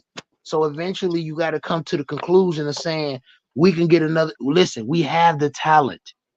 Mm-hmm. He's shown that he could put a system together with the talent to be great to get all the way to Super Bowl. But in the clutch, he doesn't have the intangibles. And he hasn't found a quarterback either. Get a new coach, get a new quarterback, in my opinion, bro. No, I think they should keep Purdy because, I mean, to me, Purdy wasn't my issue. If he fizzles out again in the clutch, listen, what he showed you is what you showed you, Texas. Remember, Real Debate said this. When I show you who I am, that's who I am. Jalen Hurts showed y'all who he was. And he still was the same fucking guy this year. You hear me, Texas? So what about Peyton Manning? Well, I know that's Peyton Manning, but I'm just saying, for example, there are times where he came up short and often, but he finally got through. Yeah, but Peyton Manning had a lackluster defense and run game for most of his career, and you know that. He had the best defense and run game when he was with the Broncos. And yeah, and he had Well, I one argue year. the Carolina Panthers had probably had the better defense to me, but Even Broncos when he still won won. the Super Bowl, they was last in fucking rush defense. And they running attack was like 14, 15, you know what I mean? Rhodes and a die had to get it going during the playoffs to make that run to the Super Bowl. So, you know what I mean? Bob Sanders, Freeney, and Mathis, they had to make He pivotal did have plays. Edgerrin James though. Edgerrin James was a solid running back Yeah, but they before didn't those. win no Super Bowl off him, I though. know, Remember? I know. That's what I'm But saying. what was Peyton Manning known for? High interception thrower, right? At least that's what they say. He was. I mean, he threw a lot of balls. But like I said, he got a lot smarter towards the end of his career. And he just became a field general, man. That Omaha, man, and Audible, and he just took it to another level when he got to Denver, in my opinion. He did. Wes Welker, you had Julius Thomas, Marius Thomas, man, them dudes was fucking incredible over there. No fly zone with Dominic Rogers Cromartie and fucking Chris Harris. You know what I mean? Like what? That team was elite, man. Von Miller, fucking DeMarcus Ware. They wreaked havoc on the league, and they showed Cam Newton what's up. But the thing with like I don't have a problem with you using that example of Peyton Manning throwing a lot of picks and not winning right away. That's fine. But Peyton Manning didn't get to the Super Bowl and shit like that and had this type of team right away either. So and that's the thing, yeah. You know what I mean? So it's like I agree with you, but then I got to cut your legs off when it comes Now, to. there were, of course, a few throws that he didn't make, but I think that's because of the onslaught of pressure and. But him also being very little and not being able to get any type of separation when he tried to scramble out that pocket. He's not athletic enough, and his arm ain't big enough. Do I think he gonna just all of a sudden make a jump and be just so much better next year? No. Do I think he could be successful next year? Yeah, if he stay hidden within the scheme of Kyle Shanahan. But the thing is, you can have whatever scheme you want, but when it comes to the clutch, you got to make plays your damn self, homie. Your coach can call the play, but you got to execute. See, Andy Reid called that option, and Patrick Mahomes knew to pull that ball down and go straight up the fucking middle. He could have got scared and seen ghosts from earlier in the game and said, "Fuck it, I'm gonna try to throw it or dink and dunk it, a quick screen." No, I'm taking this bitch right up the middle, homie. I'm not playing no games with you. You know what I mean? And we ain't see Brock Purdy take the initiative and get aggressive like that. Not no point in the game. Now he this had is why little scrambles, but he didn't really take off like Mahomes did. He didn't. Now this is what I hate though. Willie Gay, one of the linebackers, he's not going to be there probably because Nick Bolton is. I can't stand Nick Bolton. Now that's the weak link on the defense. He's right there pretty much like in the middle. Sometimes he can alternate, but he's trash, especially against play action. I don't know if you saw it during even the playoffs. Like they had a little success early in the game. The Niners play action wise, you probably saw that, and he's always late from sideline to sideline, and even Purdy beat him earlier in the game to get a first down. Purdy pretty good on play action. Throwing the use check. Him and use check got a lot of. To me, him and use check got more chemistry than him and Kittle. But that's the best that's to me, that's one of the better things to run for a young quarterback to kind of get a little comfortable, play action, bootlegs or whatever. Right. Yep. Depending on defense, run game, play action. But like I said, that only lasts so long, don't it, Texas? Yep. You have to drop back and either break the pocket and get those pivotal yards with your legs, or throw the fucking ball yourself. Period. It come down to you. And a lot of guys just ain't good enough to get it done when it come down to them. He just one of them guys. He just that. So I'm hoping everybody else fucking took notes, load up, get better next year. The only legitimate threat I see is that can really scare you. Like, oh man, this motherfucker come down here and score too. Josh Allen, and Burrow, but they might lose T. Higgins though, so that's going to be a problem. And I'm not even gonna look at Burrow unless he get healthy. O-line, yeah, like unless he get healthy and they get an O-line, bro. I'm not looking at him. The only person I'm looking at as a potential threat is Josh Allen, but he gotta have a defense too, though. Like I say, he go down there. He can go down there and fucking score. He showed y'all already. He can do it back to back, right with Mahomes. But Diggs, I don't know about him. He's a diva. He didn't get it done this year when he needed to in the clutch. It's a possibility. I would say retool the defense because you need to, and possibly move off Diggs. It's a possibility. You should move off Diggs? Yeah, because he didn't get it done when he needed to, and he's a fucking diva. How you gonna be a diva and then when I try to go to you, you can't get it done? That's not gonna go, Texas. That's not gonna go. You always complain about getting the ball, and then when I try to get you the ball in the biggest pivotal moment of the fucking season, you can't get it done, homie. So you ain't worth the headache, homie. Get the fuck out of here. Yeah, the Niners left a lot of stuff up the middle. Because I remember, this is what hurts Mahomes sometimes because he's speedy in a deceptive way, as you know, because he can move. But like I remember, if that was Lamar Jackson early in the game when he got I think his second sack of the game. I think Mahomes, if he had any kind of like real speed, you can gash him up the middle. At least what I saw in this game, because they were rushing very wide. But yeah. And listen, Texas, this the one thing too. I want to throw this in there. I'm hoping everybody listening and watching right now. Patrick Mahomes is so fucking good at just scrambling a little bit, right? Just a little bit here, there. Mostly staying in the pocket, right? And then he fucking gashes you out of nowhere when he know you don't expect it, bro. It's like he had this innate, this keen awareness. I know that y'all tired. I know that y'all not disciplined. Now I'm gonna gash you. Like you saw both of them early in the game. He didn't gash them at all early in the game. He does this all the time in the playoffs, bro. Late in that fourth or OT, bro. Like I ain't seen nobody. And he's not a running quarterback. This ain't fucking Cam Newton, Michael Vick, or Lamar Jackson. You know what I mean? That's what amazes me about this dude, bro. He do shit that they supposed to be doing. Dang.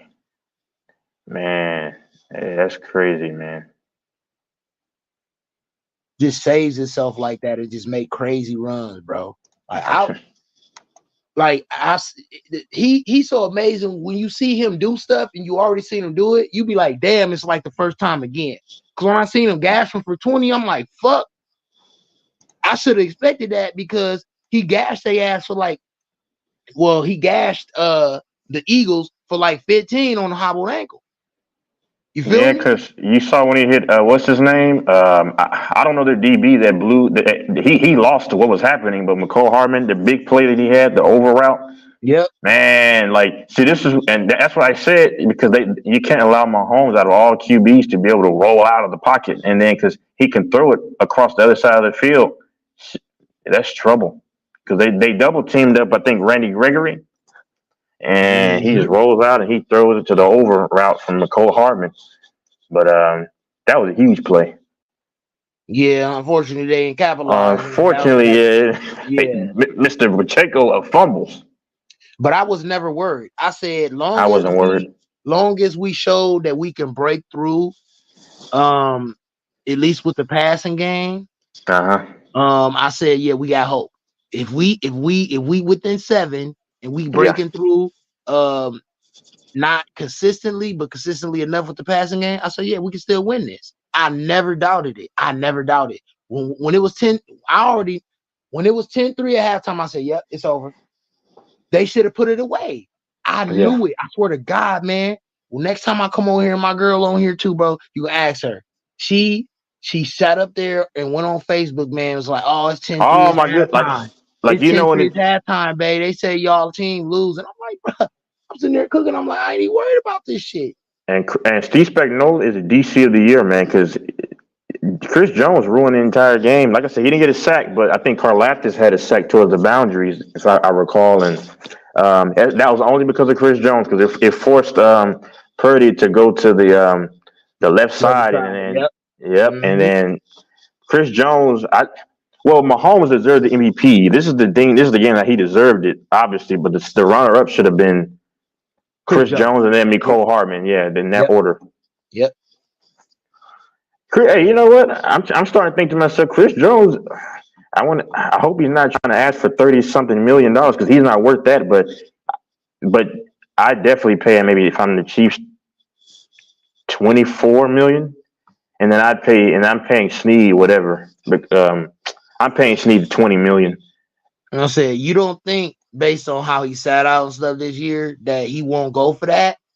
But he might, bro, because you don't want to be like Tyreek Hill. You know what I mean? Yeah. You don't want to taste that and then have to go over there and not win shit. He's first ballot Hall of Fame, especially with this win right here. This 3 Super Bowls, and then you see what he's done. Money, man. It's about legacy at this point now. You done had the money, man. You're getting paid as one of the top 5 fucking defensive players in the league, bro. So, bro, it's a legacy building now. Now, this is what gets you the bigger bag in the end. This will get you on all these different commercials when you're done playing in this league because you're going to be acknowledged based on your winning. So, I think that's something that the Chiefs organization should sit down and talk to him about to try to make him lean towards a more team-friendly deal. If not, I believe that we could replace him.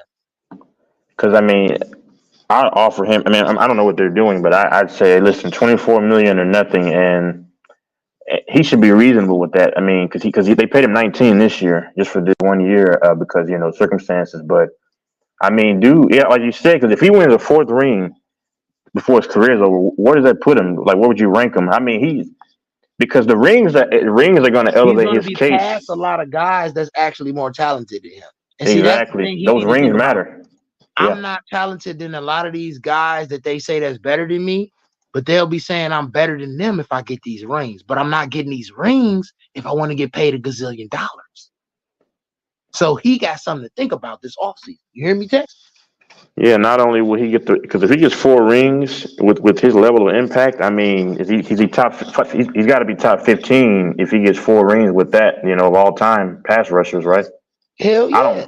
Yeah. And he gonna have the numbers to substantiate itself too. Exactly. So he got something to think about. Do you want to have money and legacy or just money? You already done had money. Do you want to have money and legacy or just money? I think he'll settle for. If I had to guess, I think they'll offer him probably right under $25 million, and then he'll probably take maybe 22, 23. I could be wrong. They could offer him what you're saying, and then make it spicy with incentives. There you go. Yeah, incentives. Plus, you got to look at the checks, the big checks you get for winning the Super Bowl and the playoff games. That add up too. And then you're only going to accumulate more money as a franchise, of course, as the season's going forward. So you're right. I would incentivize him, but I'd make it a reasonable incentive. Yeah, like give me 10. Give me 10 sacks. Easily. Give me 10 sacks.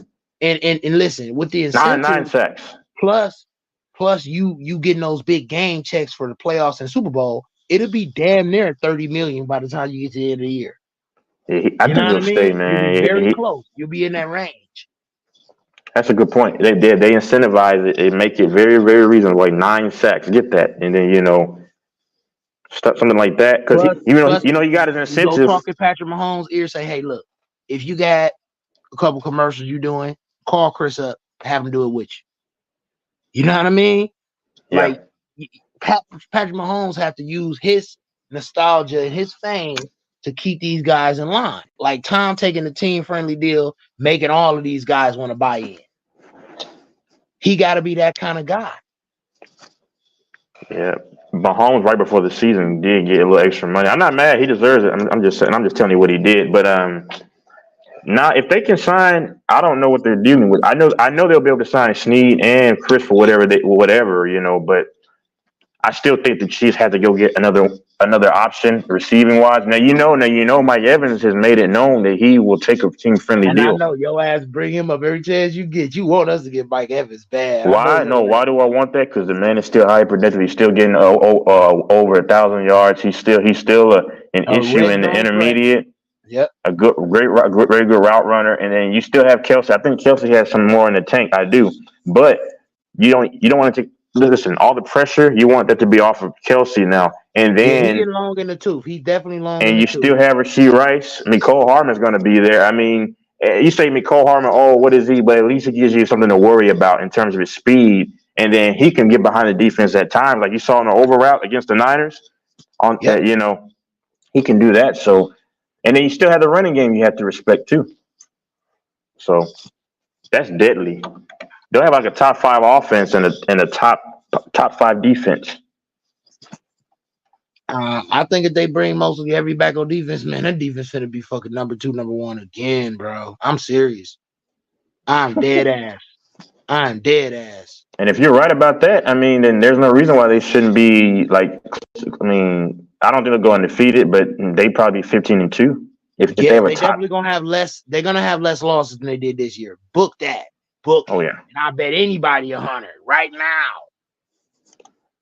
I would actually see if Kadarius Toney wants to stay only because, but he's probably already pissed off the organization only because he's talented once he gets the ball in his hands.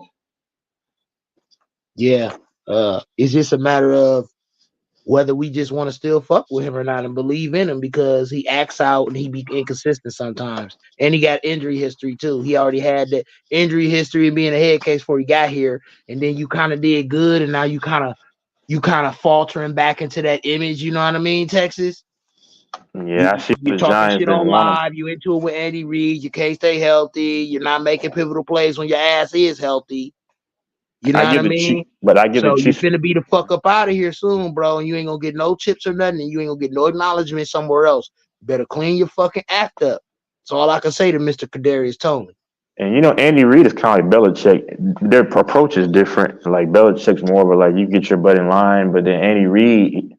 The bottom line is like dirty laundry doesn't ever get out, and they can for some reason get star players or very good players to sacrifice their egos for the betterment of the team. Like you see a lot of these guys, they're okay with being the third option. Like Tyreek Hill, I bet you he wants to come. If Tyreek Hill wants to come back, forget about Mike Evans. Forget about him. Tyreek Hill, dumb as fuck if he don't want to come back. He's stupid. And you better come back and give us a team-friendly deal, boy. Come back and bow down, homie, and admit you was wrong, homie. I ain't gonna lie. Salute to AC Picks and FYF, man. I wasn't really paying attention to the chat, but yeah. Bro. Listen, even if Tyreek Hill don't come back, I just feel like Rice is gonna take another step. You still need to get a receiver, you got though. Mecole Hardman. You still got to get a receiver. You got to get one more guy in there. For like 13 to 15 million, maybe a little bit less with Mike Evans. Because like I say Mike Evans because he's made it known that he will take a team-friendly deal. Like the other guys, T. Higgins and these guys that are going to be expensive, they're looking to break the bank. Yeah, but listen, they might be, but this win right here could convince a few guys that you wouldn't think to go team-friendly. You know what I mean? But hold on, though. You never know. Let's say you're 25, 26, and this is your first big contract. A lot of these guys want to capitalize. But you're right, though, because to me, legacy is more worth it to a level than like you're gonna make money inevitably, a lot of money, especially if you are a big time caliber receiver. So you could literally off incentives in those big game checks in the playoffs and a few commercials, Patrick Mahomes make up that few million that you miss and that you want. You can. I'm telling you, you can literally do that, bro. You can literally do that. So I agree. I think it's going to be a few guys that we don't expect that's going to be on the menu as far as taking a team-friendly deal. Guys is seeing that this is a gravy train. You know what I mean, Texas? This is a gravy train, and if you hop on it, man, you're going to get fed. So Mike Evans could be one of those potential targets. I wouldn't mind that at all. But and then think about, I think that would work, man. Like I say, you take a team-friendly deal. On top of that, you don't think he's thinking, hey, if I can get a second ring, Mahomes is that guy to go to, and then I can elevate my status in the Hall of Fame and all that stuff. I mean, yep. Because Kelsey's already my GOAT tight end of, Mm-hmm. After this win, it's solidified. Because I was still kind of like, yeah, but when you look at how long Kelsey played, Gronk has missed so much time, and really his prime stopped when he turned 29. If we're going to be honest, and he kept retiring, coming back, but. I don't know their stats, but I do know that. He caught one ball for like fucking 9 yards or something like that in the first 3 quarters, and then he broke out in the fourth through overtime for like fucking 8 balls, 90 yards. That shit was incredible. That shit was incredible, bro. Just clutch, man. Just clutch. He might not be the consistent game-breaking motherfucker that we've been seeing these last few years. Oh, but when it counts, bro, that guy comes out. He can dig down deep and give you what you need easily. And you saw he was actually putting some good. Like that's what funny thing about Kelsey is, dude. You forget how big he is because he's so limber and he's so pliable and stuff, and he can move like a receiver. And he is finesse, but I remember I saw Kelsey during the season. You saw in the Super Bowl, he was putting mean blocks on dudes, and he can run dudes over. He just never wants to do that. Like Kelsey. Gronk could see. This is a fallacy, bro. Gronk, I've never really seen Gronk just run guys over. The thing with Gronk is dudes would just kind of flail off of him and stuff. Now he was still a force. Yeah, but mindset. It's this mindset to always naturally use his physicality when he in situations where Gronk is trying to always have a mindset to use finesse. Yeah, but he can run you over. Like he's run some dudes over this year. I'm like, is that Kelsey? Yeah, Kelsey's running. He got the size. He's 250. He's running dudes over, and he's actually a good blocker when he wants to block. That's what I'm like. Why don't you do it more? But see, the Chiefs system, Blake Bell and those guys, the other tight end, they can line up 2 tight ends. Or I think they call it 13 personnel. They have 3 of them. Yeah, and he's not asked to do that. Like what they'll do is they'll block and then say, okay, you go ahead and try to get this man in open space, the linebacker, and that's what he does. So. He's not really asked to be the blocker, but he can block. But it destroys your game. See, Kittle has the luxury to be able to do that because you still got viable receivers like Ayuk and then Shanahan run that zone blocking scheme, which where you need the tight end to be active in the blocking scheme all the time. Like 75% of those plays, he might block and then go chip and then go out.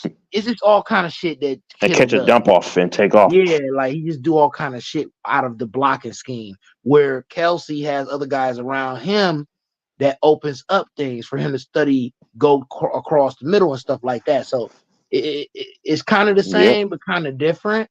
I think Kelsey, he's in a scheme that caters more towards passing. Where Kittle's in a scheme that caters towards more running and blocking, but they both great pass catchers. And that's the Niners formula of physicality, but normally offensively. But and the Chiefs are more finesse. But to me, the Chiefs are more of a combination because they can get physical when they need to. To me, the 49ers didn't go to Kittle enough either, in my opinion. Because they have to relegate him to blocking a lot, and that's what honestly. I think Kittle would probably rather play with Mahomes in that system because I think Kittle's been undersold, man. Because like you said, he has to block so much within the offense to where we don't see him a lot just dominate in the open field. Because Kittle is great in open space too, but he's known for dominating as a blocking tight end. My thing is, you making the main priority the run game. The run game ain't made you successful enough though, so you should look more into. Maybe throwing some more passing games in there, passing plays in there, be with Ayuk and Kittle, pass it a little bit more this year. Open up that playbook to Brock Purdy a little bit. I like what I've seen from him over the middle and stuff like that. We need more of that. Yeah. I don't have an issue with what Brock did, man. There was a few throws which it happens where you just don't make because he knew he had to get the ball out quickly because, I mean, like I said, Chris Jones single-handedly wrecked that game, and he gave and his influence gave other guys the opportunity to try to chase him down or throw his throw off. And It was just the defense for the Niners.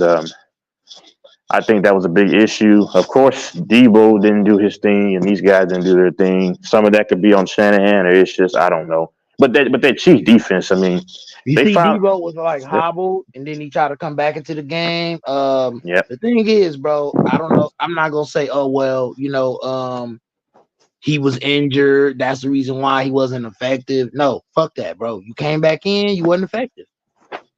Period, bro. And you shown that you can't stay healthy, and you shown that you can't make pivotal catches in the clutch. So you a highly talented dude that's not clutch. Seen a bunch of those in this league. He's another fucking Percy Harvin. That's who Debo is. Another Percy Harvin. But guess what? Percy Harvin was healthy and made that shit count when he got a chance. You feel me? Percy Harvin was electric, man. Percy Harvin was. I remember that kick return to start the second half of the Super Bowl against the Broncos. That was like, man, he made it look so easy too.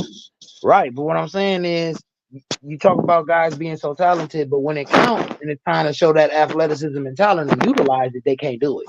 So I'm not gonna keep talking about how good you is, how talented. Like, bro, you know how many fucking talented guys it is in the NFL. Yeah. But what separates talented from elite is being able to consistently put that talent on display. Mm-hmm. So, right now, I would say Percy Harvin is better than Debo Samuels.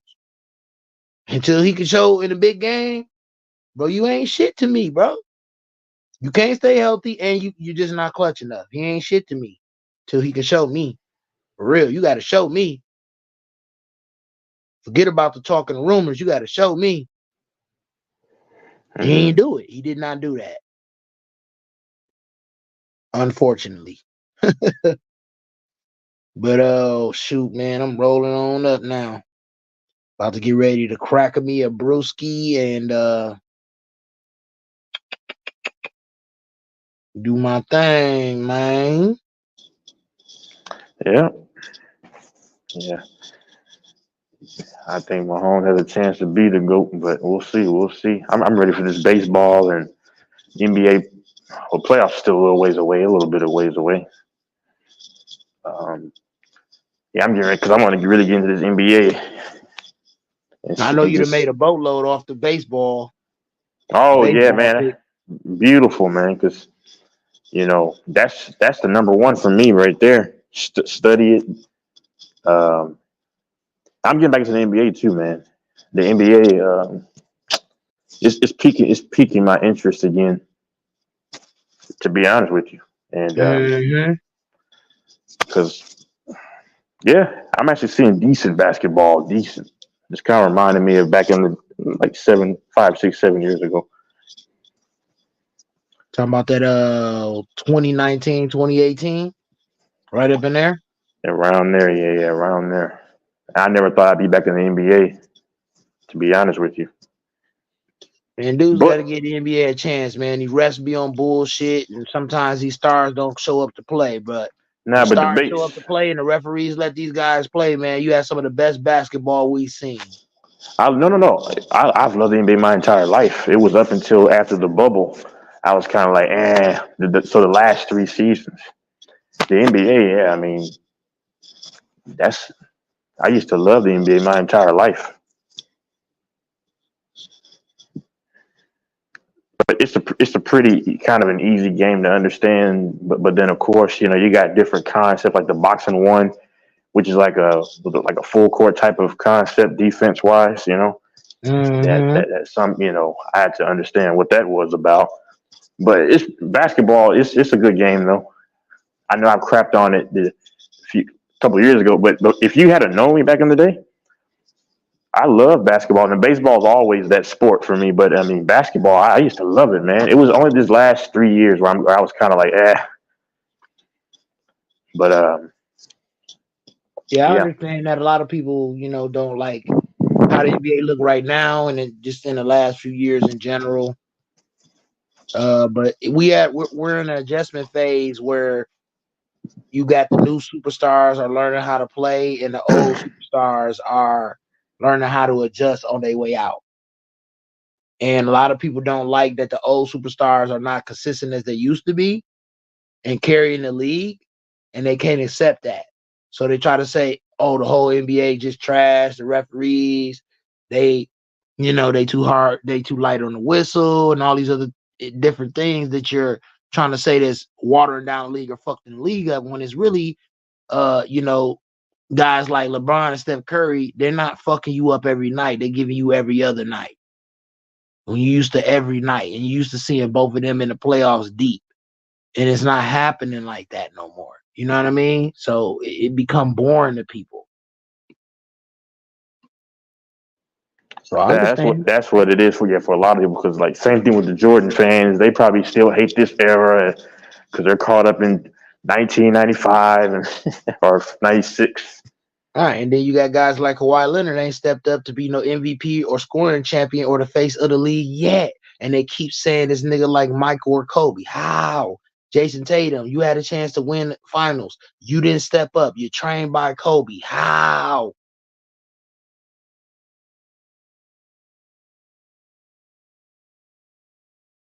So LeBron steals the face of the league, and niggas don't like that. Oh well, nobody else stepping up. He got to continue to be that till somebody else step up that's worthy for him to hand the torch over to. It is what it is.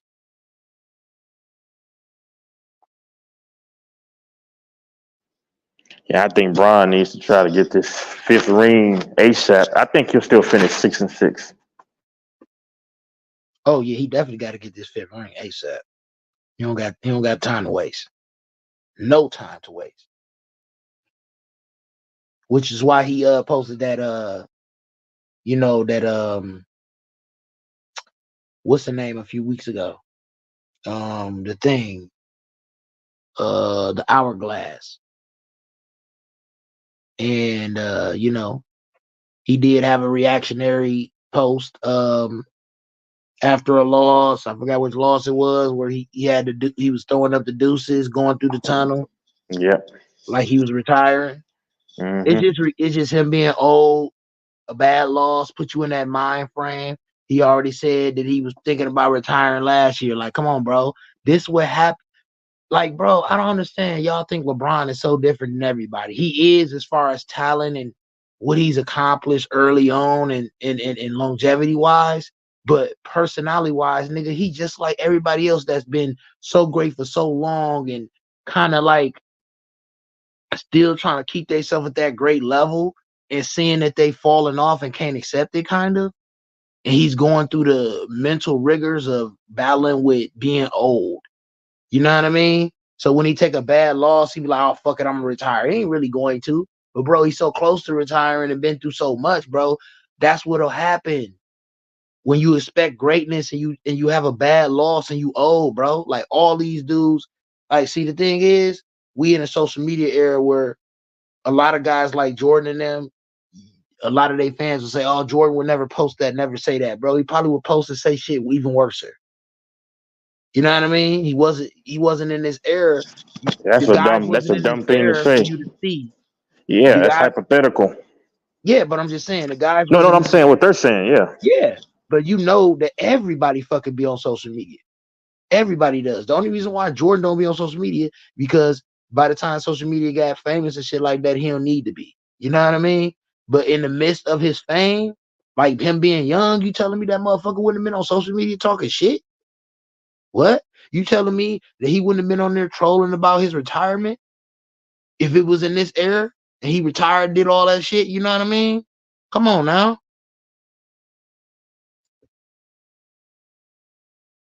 So I just look at what actually happened back in those days, and then it getting amplified with social media and the press.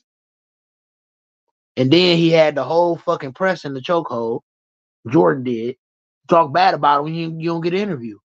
LeBron ain't like that. I don't give a fuck what nobody say.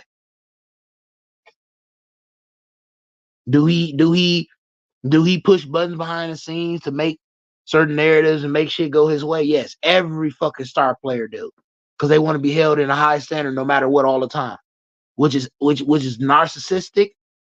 But that's the mentality of somebody that's always thinking they're the greatest and want to be better than everybody else. You know what I mean, Texas? Yep. It's partially narcissistic and very, very selfish. Some of the greatest at what they do. Yeah, you have to be kind of psychotic to be on that level. Right. Yeah. So I know a lot of people wouldn't agree. Oh, Jordan probably had never post nothing if he was in this era. Man, get the fuck out of here. He'd be on social media every day. Fuck you talking about? Don't let him put 50 on you. He gonna be talking shit all fucking night. You know what I mean? Jordan in this era, Facebook, Instagram, Twitter, stop. And then we talking about Larry Bird. Let Larry Bird would have been the way he talked shit on the court. They probably would have took his fucking Instagram and Twitter down. Because Bird was saying stuff before he take the shot. Oh, this is going to be a fadeaway. Oh, you're not going to be able to stop it. Oh, there you go. Huh? I'm gonna play you with my left hand the whole game. I'm gonna play with my left hand the whole game. Like, and literally did that and won. Like, this motherfucker was different, bro. Barring back injuries, this is the same motherfucker I told y'all Jordan never beat in the playoffs. He never beat him. Due to injuries, man, his career got shortened. This is the same motherfucker that made up, I'm a shooter and I'm going to turn around before it go in and let you know it's going to go in. Curry ain't make that up, motherfucker. Bird did. This is the same motherfucker that came to the 3-point contest and said, I don't know why the fuck y'all here. Y'all know who going to win. In warm-ups, took the motherfuckers out. You hear me? He laying like that, bro. Luka ain't that. You ain't that, homie. Till you get MVPs and get titles, fuck that, bro. They are, like I said, bro. I was on a panel, bro. Dudes disrespecting Dirk Nowitzki, talking about Luka better. Okay, whatever, bro. He ain't got no fucking MVP or no title though. You hear me, Texas? The disrespect is out of hand. Yep. And the move that Luka does, who patented the move that Luka does all the time? His patented move. James Harden. Yeah, we were talking about that the before. Move that Dirk does, he made it up himself. Everybody else is doing it. That Dirk fade away.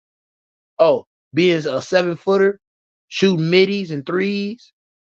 Oh, that's Dirk, bro. That's Dirk, bro. He is a 7-foot Steph Curry of this era.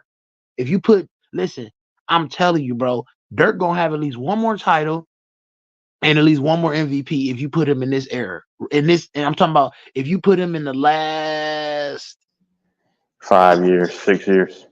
Yeah, put him in the last 6 years, bro. Man, what? Mm-hmm. The way he shot the ball, and then you're gonna give him so much more shots and so much more space. Stop it. Stop it, bro. Yep.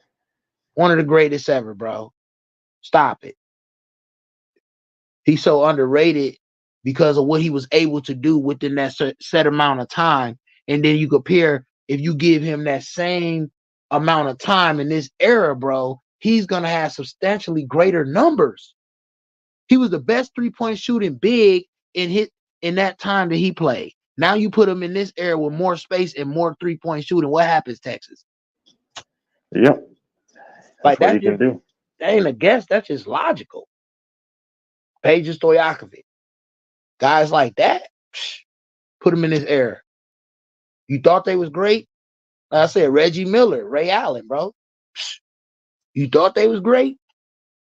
Like I said, in my opinion, Reggie Miller and Ray Allen would have been better 3-point shooters than Clay. Not better defensively, but definitely better 3-point shooters. Yes.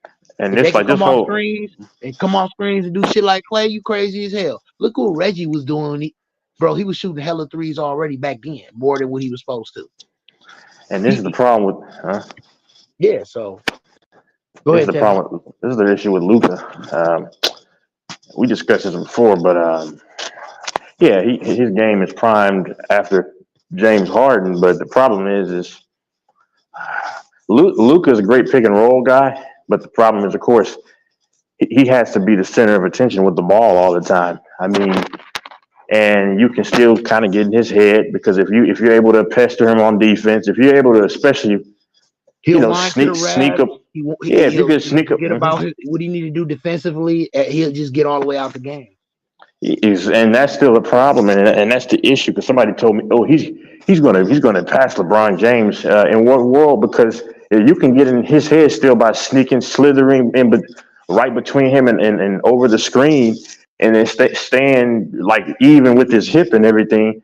And then he'll sometimes try to induce a foul or whatever. If he doesn't get that, then guess what? His head, like you said, is out of the game. He's and like I said, he's got stronger than he's ever been. He's very strong. Yeah. He's not fast and athletic as LeBron, and that's a problem when you got somebody that's stronger than you, that's very disciplined and can get in your head. You know what I mean? And that's where Luka runs into when shit get thick. And that's something that LeBron overcame early, and the only problem he had was developing the skills. Once he developed the skills and he already had the physicality, he just destroyed the league. So I said Luka is very much overrated, bro.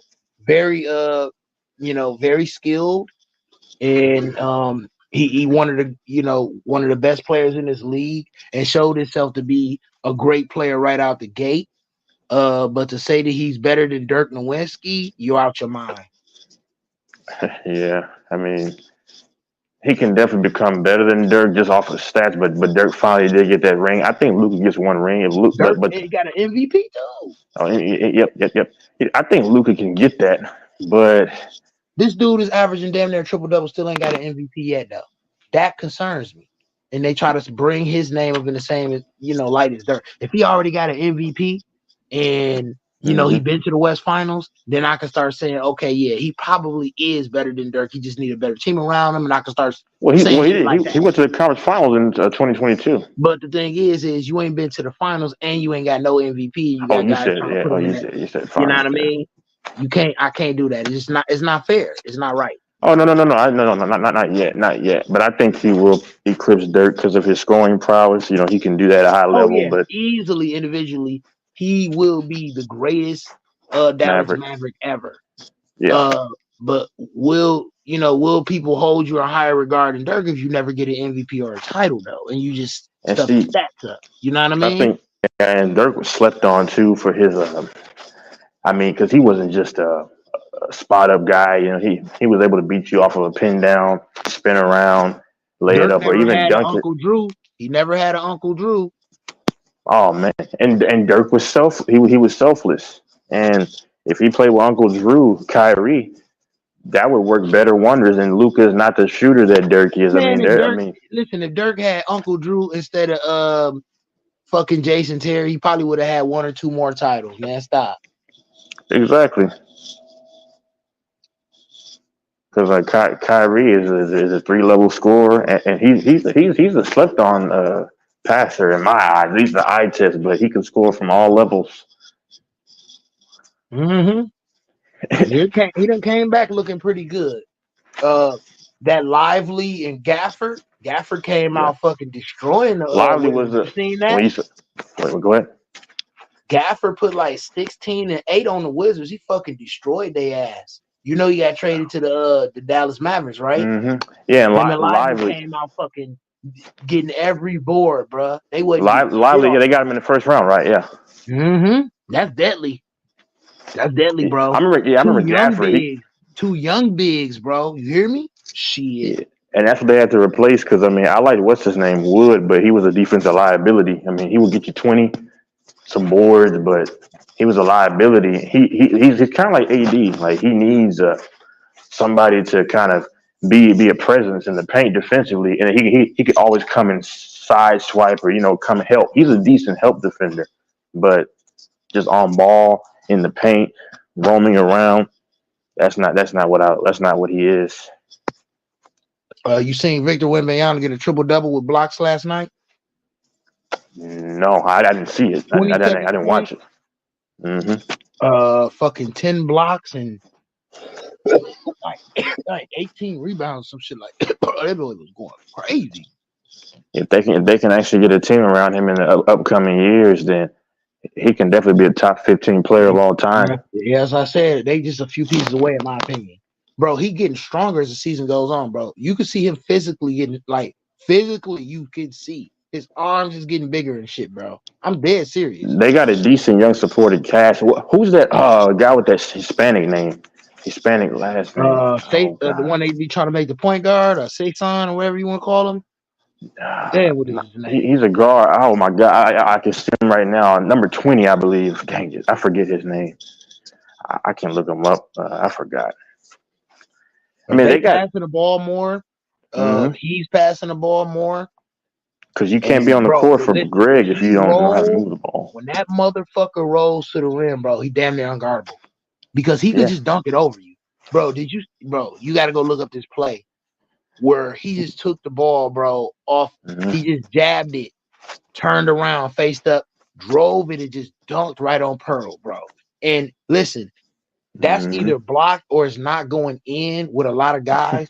But because of his size, he just fucking reached over him and just dunked it like easily. He got like these angles, and with his height, if he come at an angle and come off that glass, bro, it's damn near unblockable. Like he had a hook shot too on Pirtle that was fucking so high off the glass, man. I thought it was gonna hit the top of the backboard. I was like, what the fuck? And Jakob is a big boy too.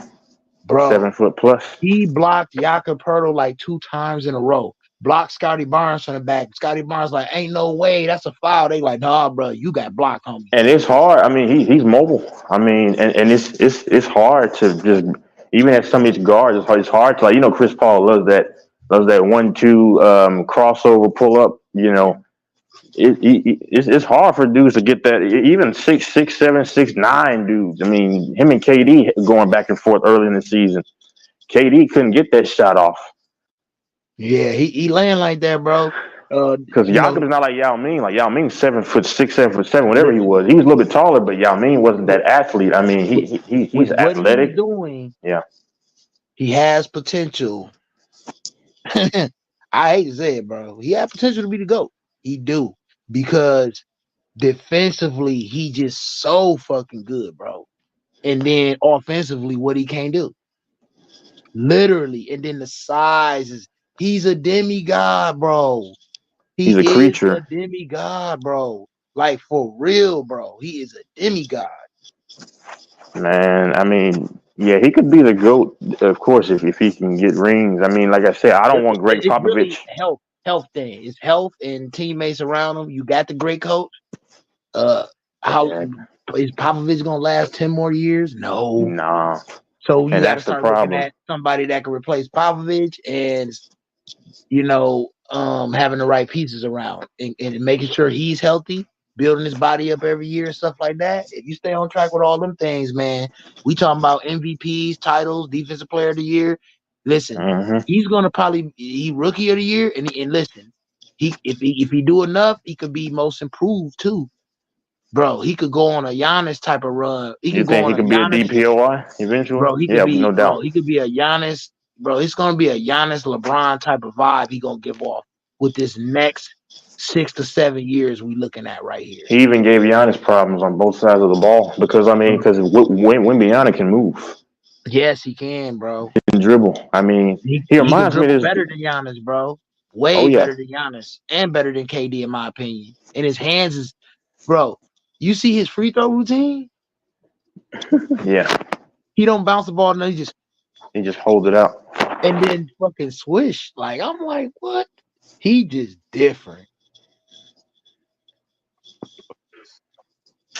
Yeah, man. I mean, I just hope they don't waste his early years because, I mean, get this stuff going now. And I think you got to get another star caliber player and then just surround him with the traditional Spurs way, because Pop is not going to have you on the floor if you ain't going to move around. So you got to be able to move around and have guys that can catch off of pin downs, screens, and come off, hit it, move the ball. And then you got your 2 stars on the court with Wembanyama and whoever else you get. Yeah, they were slightly hating on him and not giving him the ball and shit, but now they understand, like, bro, in order to win, in order to do what we need to do, we got to get this guy the ball.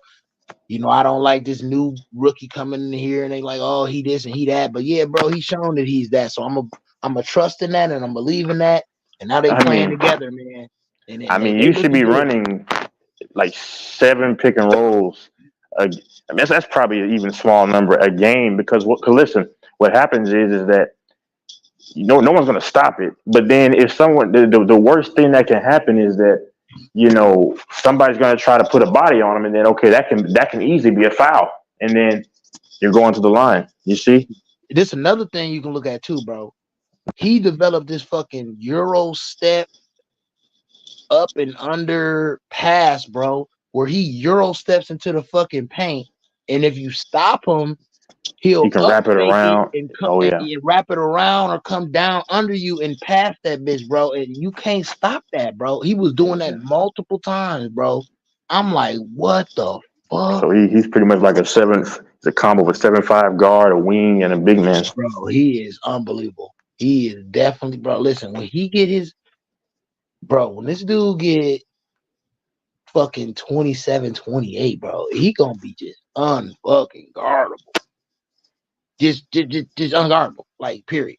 That's the crazy thing. He won't even. What is he? 19, 20? So he won't reach his prime for another years probably. Cause like same thing with LeBron, right? I think won't be in his LeBron prime till like 26, 27, bro, probably. Because I don't think LeBron technically. I mean, of course, you saying he was in his prime. That's fine, but LeBron was very raw, especially his first. He wasn't in his first prime stint. till he was like 29, bro. I was just getting ready to say 29 was the exact age. I was getting ready to say like once he left Miami, that's when I was like, oh, okay, or like that year when he was in Miami. You know, kind of the last year in Miami, and then when he left Miami, that's when I was like, okay, this is different LeBron. Because now LeBron is saying, give me the shot. Now LeBron is really. LeBron never looked flustered. You know what I'm saying? Like when he went to Cleveland, he never looked flustered. I remember when they played against the Bulls.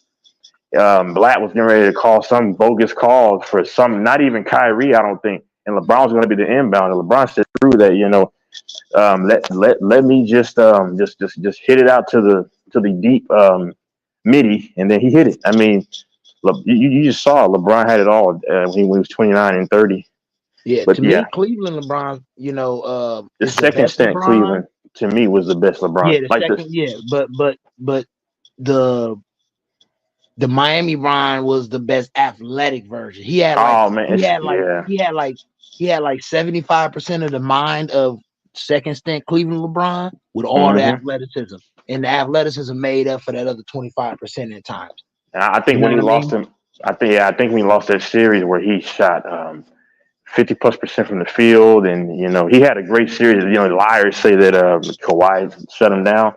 I don't know how you shut him down. He averaged almost 30, and he was just destroying. But I think that series he learned a lesson, man. You know, just I think he learned everything just from that massive defeat. That you got to do it all to win. Yep. And he started learning how to just. He already had the capability of doing it all. He showed that already. Passing, scoring, defending, but he just put that shit on full display in that 4 years when he came back to Cleveland. That shit was unbelievable run. It was unbelievable. Because Greg is wicked, man, in a good way. He's Greg Popovich. Because like when they played him, okay, he said Kawhi, just let this dude, you know, he can get his shots, but we know these other dudes, especially Wade, was depleted physically. He we know he can't do anything, but. And then when it looked like they were hitting some shots, then what they do? You implement zone play, and now you force everybody to have to take deep shots, and then it was just crazy. Because I remember in Game 5, right? That was a 5-game series. Game 5 in 2014 when they played They played the Spurs. Yep. I remember the Heat got up to a 9-1 start. I remember it. LeBron James hit it to was a fast break opportunity. Okay, and I forgot they scored on that one, but then I noticed the guys they started knocking some threes down. I'm like, okay, man, can the Heat come back and win a game, get a second game, make this series? But then guess what?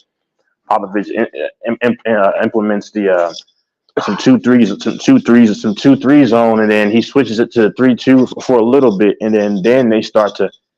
Then the shots don't fall, and then here we go, and you know, so because the Miami Heat, they were getting screens, getting guys to just run around and let it fly, and Greg said enough of that stuff, and he switched it up on them. So, and that's all she wrote, man. Because yeah, I mean, like I said, great defensive scheme. Greg Popovich did his thing, but. LeBron got off on him, and he got off on LeBron. He got off a little bit more on LeBron, but LeBron clearly got off on him too. When he got the chance, The second time around, he beat you. When you got the chance, the third time around, you beat him. Okay. It is what it is. Yep. But I'm gonna go ahead and get out of here because I'm gonna probably maybe come on today again. Yeah, man. Salute to Texas, man. And everybody else that came up here. DJ, I see you talking that shit down there, man. It's not about Jordan, bro. We just talking about a certain time with LeBron. We didn't bring up nobody else's name. I don't know why y'all got to do this shit all the time. Jordan versus LeBron, crazy. Salute to the panel. Salute to Texas, everybody that came in the chat, everybody that's watching. Make sure you like, share, and subscribe, man. It's Packers Palace and it's Goat Mike channel, man. It's his shit. Respect his authority. And this Real Debates of LeBron Legacy podcast. You can check me out. But I'm out of here, man. Salute. Peace.